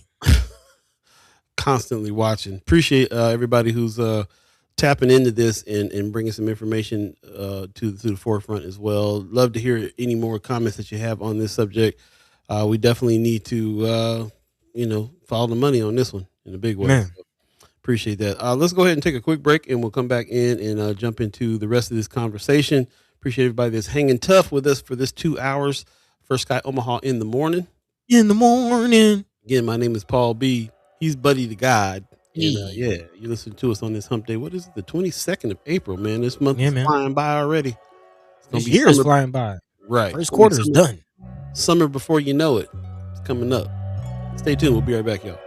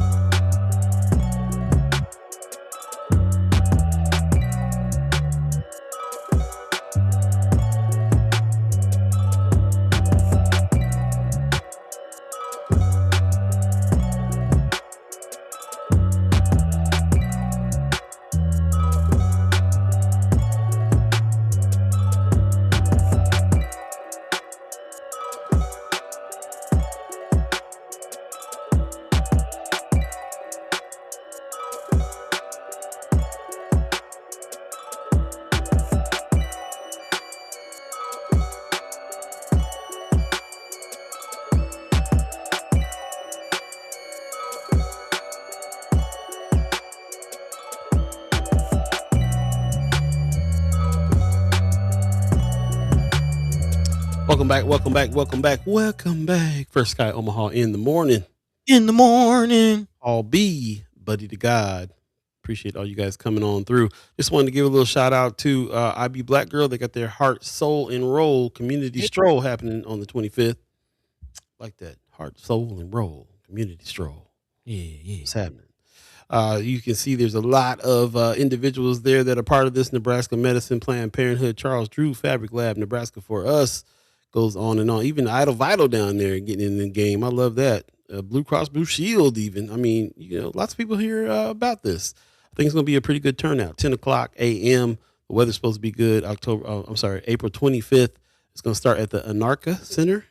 Am I saying that right? 2306 North 24th Street in Omaha, Nebraska. So that's where the walk starts. More information, you can always go to IB Black Girl and definitely check them out. Appreciate everybody who is giving us the information on Friends of First Guy Omaha on all of these things for sure. Also, some other things that are coming up here shortly too. The listening sessions are happening. North Omaha Trail and Public Art. If you want to know more about this and have be able to sit and talk with some folks, check out what the art's going to be along these walls. We haven't talked about that yet. But there's a lot of artwork from local artists that's going to be lining these bike trails, walk trails. So definitely check this out. The North Omaha Trail and Public Art Session 1 is happening tomorrow. That's to the April 23rd, 6:30 to 8 at North Omaha Visitor Center. And then Session 2 will be on the 25th at the Fabric Lab. So they're getting down and getting together with Amplify Arts. One Omaha is behind this as well. Spark is behind this as well. Definitely go check out what's going on with the North Omaha Trail and Public Art. Just like the public library, very, very important for us to have representation on some of these trails that are rolling through our neighborhoods as well. So shout out to everybody behind those efforts too on all of that. Wanted to give a shout out to Marlon Harrison. He put this in Friends of First Guy Omaha talking about the graduation coming up. He said, attention parents, guardians, class of 2026. Multiple elementary schools across OPS are doing a senior walk pep rally for graduating seniors. If your kid is interested, please contact the school or scan the QR code. You can check this out in Friends of First Sky Omaha. He's reminding us that it's coming time, man. It's 2026, class of 2026 coming at you. Tis the season. Tis the season for real. Also, Boulevard of Bold Dreams is happening over at the Shirley Tyree Theater. That's starting on the 24th and running through May 10th. We'll get you some more information on some of those things, some of the ideas behind this particular presentation. But definitely go check it out at Union for Contemporary Art and find out what's going on here at the Shirley Tyree Theater starting up on the 24th. I'd love to get somebody from over there to talk about some of the things happening at the Shirley Tyree Theater. Shout out to Denise Chapman and everybody who's been a part of making that, turn the lights back on over there for sure. So, we'll give you some more information on that coming up too. And I appreciate that. Also, let me see if I got, don't forget this. This is coming on June 12th when a woman's fed up. There's going to be some people here. As you can see, Lenny Williams is one of the actors here. Yeah, man, it's going to be jam packed. We'll get some more information on that too. We're waiting on them to send us over some stuff. So shout out to them on that. And lots more coming in the summer that we'll have to be talking about here. Maybe we can start on the Haps Friday, talking about what's coming in the summer, including Noma Fest, Joy Fest. I just heard is a go. So lots going, man, for real. And then pay attention to what we got going on too, because we have some folks. I wanted to give a shout out to Katie Rain, who's over there at Dreamland Lounge, Omaha Magazine, digging in again. Watch out for an article coming out from yours truly over here on the Dreamland Lounge. That's what's happening from Omaha Magazine. Shout out to there. And if you've been to the Dreamland Lounge, I'd love to hear your stories about what you've seen over there, how the music is flowing. If you've been able to go check out the space and your experience over there too. We'll be talking to Katie Rain here shortly about the Dreamland Lounge as well. So lots happening there. And then lots coming up with us. We have a special guest coming in this next. We're not done with the candidates by any means. As a matter of fact, we're going to have Melanie Williams is going to join us on Friday. So we're looking forward to speaking with her. As you can see, she's one of the ones running with the Democratic primary, the primary panel that's happening here. This is the panel. I'm sorry, she was on this panel, but she's one of the people that are running for Congress as well. Also, Denise Powell will be joining us too coming up. Yeah, Denise Powell is on the schedule. Lots coming up. Also, Karen Wells, who is the mother of Amir Locke. She will be joining us in a few weeks as well for the Film Streams event that's coming up too. So there's a lot of guests happening. We got a full roster of guests coming up, and of course, a lot of them are political guests right now because primaries are on their way, and we got to kind of talk to people and see what's going on. So if you have any more suggestions, let us know, and if you have any questions, get them ready, and we'll continue to put those out on Friends of First Sky Omaha so you can see what's coming up next. Word. Between time, buddy. How we wrapping the show up today? Man, I got a doozy for y'all to wrap this thing up. And actually, if you can for me, pull up that graphic of that panel. The one I just you deleted it. I was starting to clear, and I started with that one first. That's so funny. My bad. Well, he pulls that up. I just want y'all to see the candidates. Of course, we just had Brother John Cavanaugh on today, but he's not the only candidate. And as I mentioned earlier, we're not here to tell you who to vote for. We're here to give you as much information as possible so you can make informed decisions for yourself. But I would like to emphasize this race. Nebraska has the opportunity to get somebody at the federal level to combat this foolishness that's going on. And I know we had a lot of conversations about the data centers and the war in Iran and what's going on with immigration enforcement and ICE and all of that. But there's something else that we got to worry about. We got to get some people in Congress to help combat this dismantling of civil rights. Let's just call it what it is. He's not just, Trump isn't just going for Mexicans and Haitians. Trump ain't we're in the crosshairs as well as far as so-called African Americans in our position in this country. And this latest lawsuit against the Southern Poverty Law Center is point in case of that. Yeah, that's wild. It's wild. It is wild. But when you look at it, first of all, let's just look at what the Southern Poverty Law Center is. Let's just look at the history of it. If you don't know, birth out of the civil rights movement, again, another indication that the Trump administration is hell-bent on rolling back everything that we did in the last 60 years. And the Southern Poverty Law Center being in the crosshairs is just another example of that. Again, birthed out of the civil rights movement, ushered in a time when promise of racial equality and new federal laws and decisions by the U.S. Supreme Court ended Jim Crow segregation. But again, resistance to that end of Jim Crow still is very, very strong. And again, the move to bring Jim Crow back is very evident. These laws had not yet brought the fundamental changes needed in the South, and therefore Alabama lawyer and businessman Morris Dees sympathize with the plight of the poor and the powerless. The son of an Alabama farmer, he had witnessed firsthand the devastating consequences of bigotry and racial injustice. Dees decided to sell his successful book publishing business to start a civil rights law practice that would provide a voice for the disenfranchised. In an autobiography, he wrote, "I made up my mind. I would sell the company as soon as possible and specialize in civil rights law. All the things in my life that had brought me to this point, all the pulls and tugs of my conscience, found a singular peace. It did not matter what my neighbors would think, or the judges, the bankers, or even my relatives." His decision led to the founding of the Southern Poverty Law Center. So again, the SPLC has done a lot of good work over the years, and some of that work is now being undermined in a new lawsuit from, you guessed it, Trump's DOJ, who is basically suing and trying to completely dismantle the SPLC on fraud charges. They're claiming fraud in regards to payments made to informants who help dismantle and attack organizations like who? The Ku Klux Klan. I mean, we can't make this stuff up. It's actually kind of interesting. Like, it's wild. It's wild. So again, let me pull this up. What is the truth? I'm jumping to that. I think we know.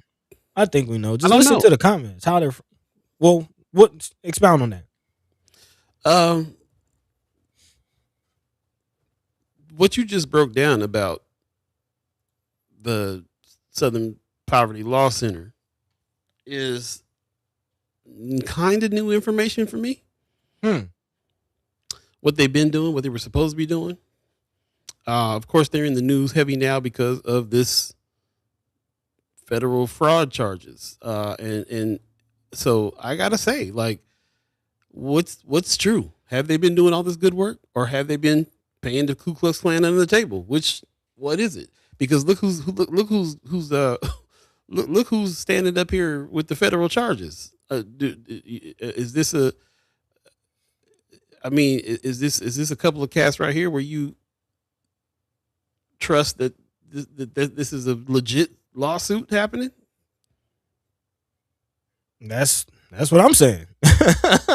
Let's get into what they are actually claiming. In a statement, Brian Fair, who's the SPLC's chief executive, called the allegations false and said the Justice Department's actions will not shake our resolve to fight for justice and ensure the promise of the civil rights movement becomes a reality for all. Again, they're being indicted on federal charges related to past payments it made to confidential informants to infiltrate extremist groups like the Ku Klux Klan. The Justice Department has announced, speaking to reporters on Tuesday, Todd Blanche, who's again acting attorney general, said an Alabama grand jury returned an 11-count indictment against the 55-year-old civil rights group in the case brought by the Justice Department of Alabama, which it's Alabama.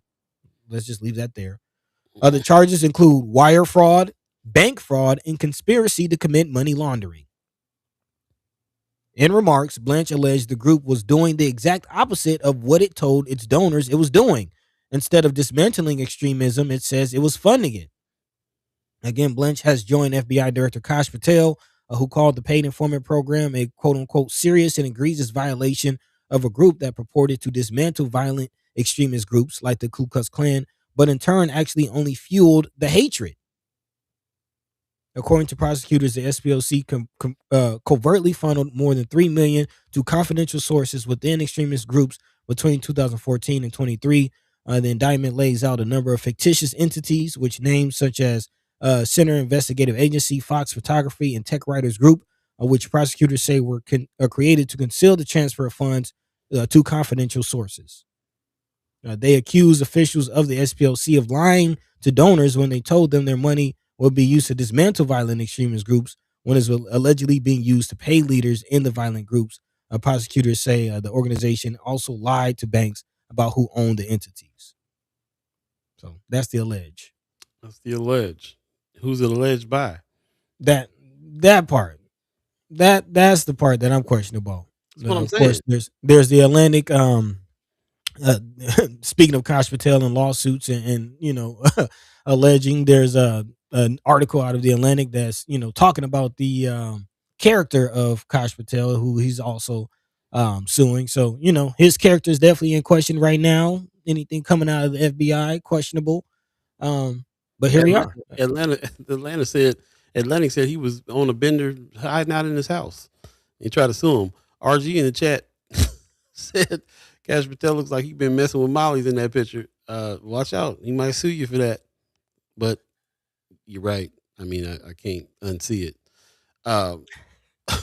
So this is one of these situations where this is where we're at with news, y'all. I gotta say, this is in the last little few minutes here. I gotta say one of the reasons why we doing what we're doing is to decipher some of this stuff, because the way it was presented to me, this was it's crazy to be like this thing that's been going on for a while that has claimed to be doing all this work is doing exact opposite and paying money under the table to the Ku Klux Klan. I haven't even heard nothing about the Ku Klux Klan. I don't know how long, especially how much money they got and where they're getting any money. This is it seemed like, wow, they just busted this, and then we go and find out what they have to say, what the actual Southern Poverty Law Center has to say, which is they're denying all these allegations. They're trying to stand on their record of doing some things. What is true? What is true? What's the play here? Because if you got these cats sitting up here, there's got to be a play. There's anything that got the word federal on it from my standpoint. What's the play?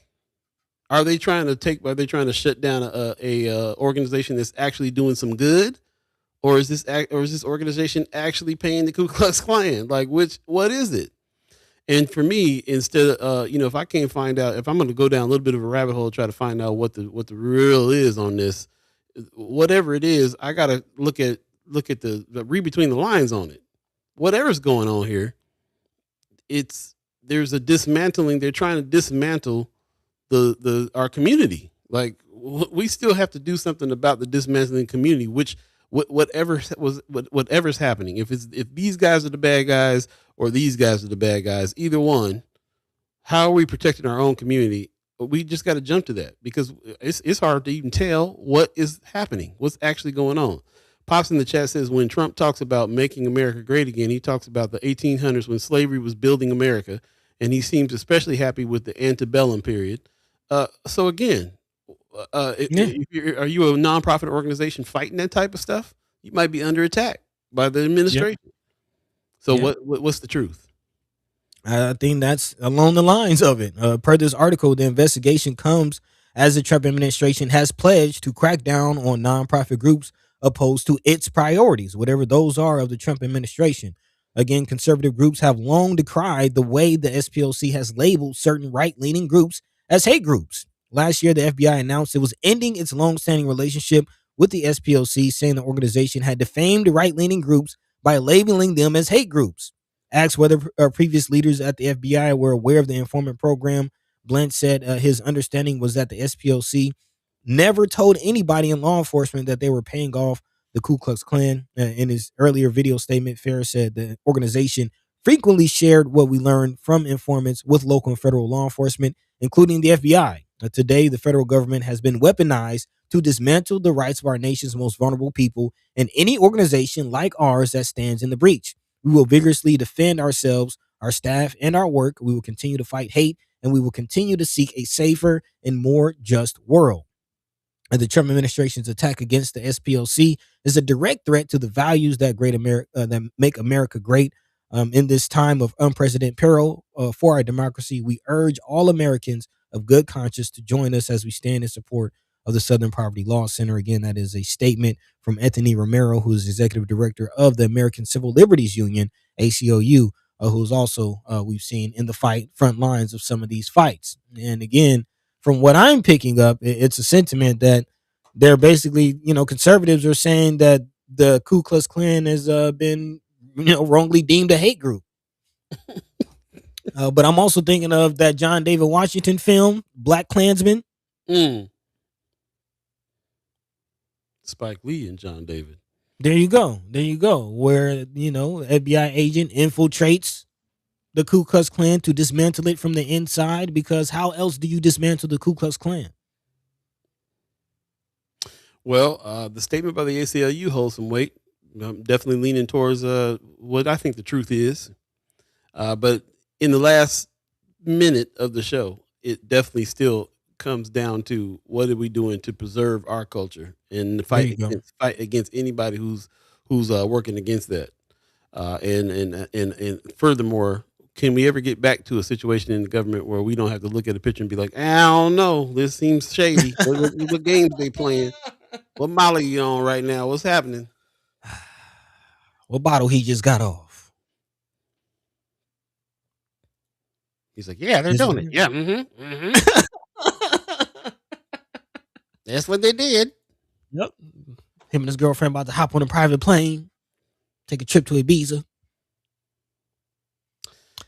901, if you believe in the concept of time. This is the end of the show. We appreciate you guys joining us today. Thank you so much for being respectful to the guests, having great questions, great comments.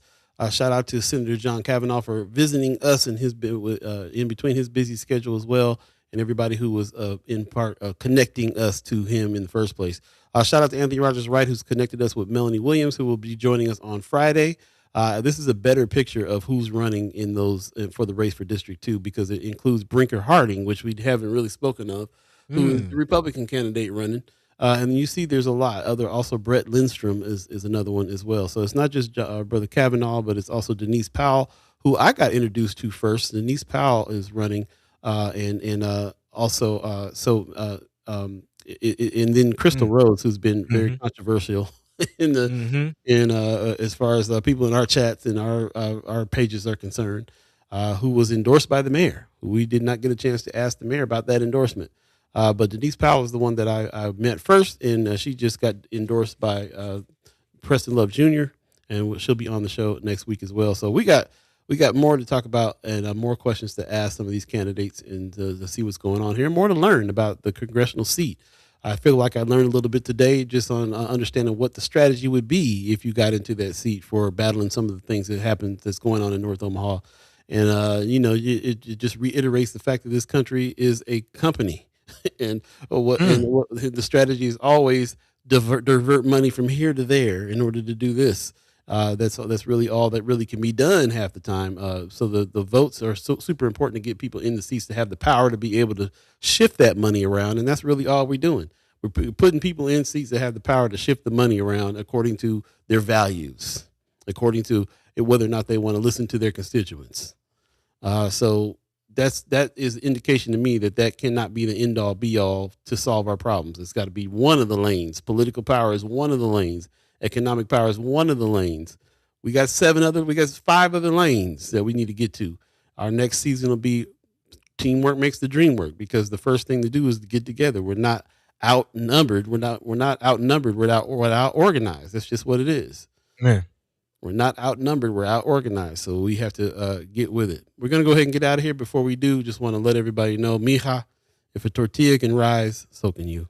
Hey. Keep that in mind. But you got some words for the people? Yeah, I do want to acknowledge Chrissy Noor. Thank you for joining the chat and sticking with us throughout the show. She's giving us an update on that list we put out. She says Brett Lindstrom is not running, neither is Lucian. So thank you for that update on that. We want to give, accurate information. Also, check out Nebraska Examiner and the League of Women's Voters. They both have voter guides available now. So again, educate yourselves. Also, be prepared to vote up and down the ballots. It's not just the big, sexy races, but all of them. School board, OPPD board, all of it. So again, let's do our due diligence and be ready when we coming up. I believe was it May 12th is the primary. I think. Don't ask me. I don't know. Oh man, early May. We're weeks away. So if anybody has that date, please drop that into the chat. And in the meantime, between time, we'll be back right here on First Sky Omaha in the morning, Paul. In the morning. Hey, same time, same place. Continuing the conversation, man. So we thank you. We love you. And without further ado, Paul B. Yo. Take it away, man. Pop says, wow, this show has gone by with the quickness of a lightning strike. Thanks for another great guest and another great show. See you all on Friday. Appreciate you, Pops. Yeah, it's good. It's going down. Let's get busy. We are excited to be doing what we're doing right now for sure, and we appreciate everybody who's we're doing it for. We're doing it with. Appreciate all you guys, the chat chimers, ghost listeners. Do us a favor if you miss any parts of the show, go back and check it out on YouTube. While you're over there, like and subscribe. And if you feel up to it, come over to firstskyOmaha.com and hit the join button. Become a member of the sponsor of the channel. Come on through. Come on back to us. Definitely. Shout out to the $10 people, the $25 people, the $50 people. I'm gonna find some different names for them instead of calling them the numbers. But appreciate everybody who has been a member of the channel and supporting what we're doing. We definitely need more support, so please go check it out for sure. Christy Norris says, thanks for running my logo. Absolutely. Hey. Shout out, man. Got hit up by Bofield the other day, so you already know Bofield makes the call, and we step up game around here. Plus, you First Sky fam, so we appreciate you putting your money where your mouth is and getting out there and trying to make some change. That's what's up. Appreciate that. RG says Americans have been hoodwinked, bamboozled, led astray, run amok about the Klan. They just found those Klan robes in the Mississippi. You hear about that? The Mississippi police officers lockers. They found deep in there a bunch of Klan robes. I mean, come on, man. No wonder the police are going after those who are going after the Klan because it's the Klan. Like Zach De La Rocha says, those that burn crosses are the same that run for office. So it goes down. Appreciate you guys, man. Appreciate everybody who's new name Pillars. What's that? For the donators, for the members? Pillars. God, I like that. The Pillars First Sky Omaha. What's up? Appreciate that. Gonna marinate on that. Melanie Williams will be joining us Friday. We'll see you then. Thanks for everybody who's joined us today. Shout out to the Omaha tribe elders for allowing us to be on this land and speak while we're here. Shout out to our elders for allowing us to speak before you. And shout out to the chat chimers allowing us to speak with you and you guys speaking with us, bringing the questions, the comments, and the respect for the guests. We appreciate that. Shout out to Senator John Cavanaugh taking some time out of his busy schedule to come and join us and talk about some things. And I know he was probably rolling his eyes when we had to ask about them ads because he's probably sick of them ads. Hey. He's like, I said what I said. I'm not a Trump. I'm not a dude with Trump. So. Yeah, so we kind of hopefully got down to the bottom of that, and that was kind of one of the things that I wanted to really make sure that we double down on clearing up. Those are fake ads. That's fake news. If you're gonna figure out what's going on with him, use your own judgment on that and do it based on the things that he's running on, because that's what everybody who I'm talking to that knows some about this and that's in it are saying. Yeah, that's what's up about this dude. You gotta find out what's happening. You got to see what he's doing. He's been doing some good work in the legislature. We hear about it all the time. Every senator cipher. We hear about who the allies are and who got together. So let's not forget that. Again, we're not telling you who to vote for. We're just saying be involved, and we'll do our best to try to bring on guests so you can learn what they're about, especially when it comes to things that's going to affect you personally in your neighborhoods. Man, that's the whole point. There you go. With that, we'll see you on Friday. Take care of yourselves. Enjoy this nice weather. Peace. By the way, Vanglorious. This is protected by the red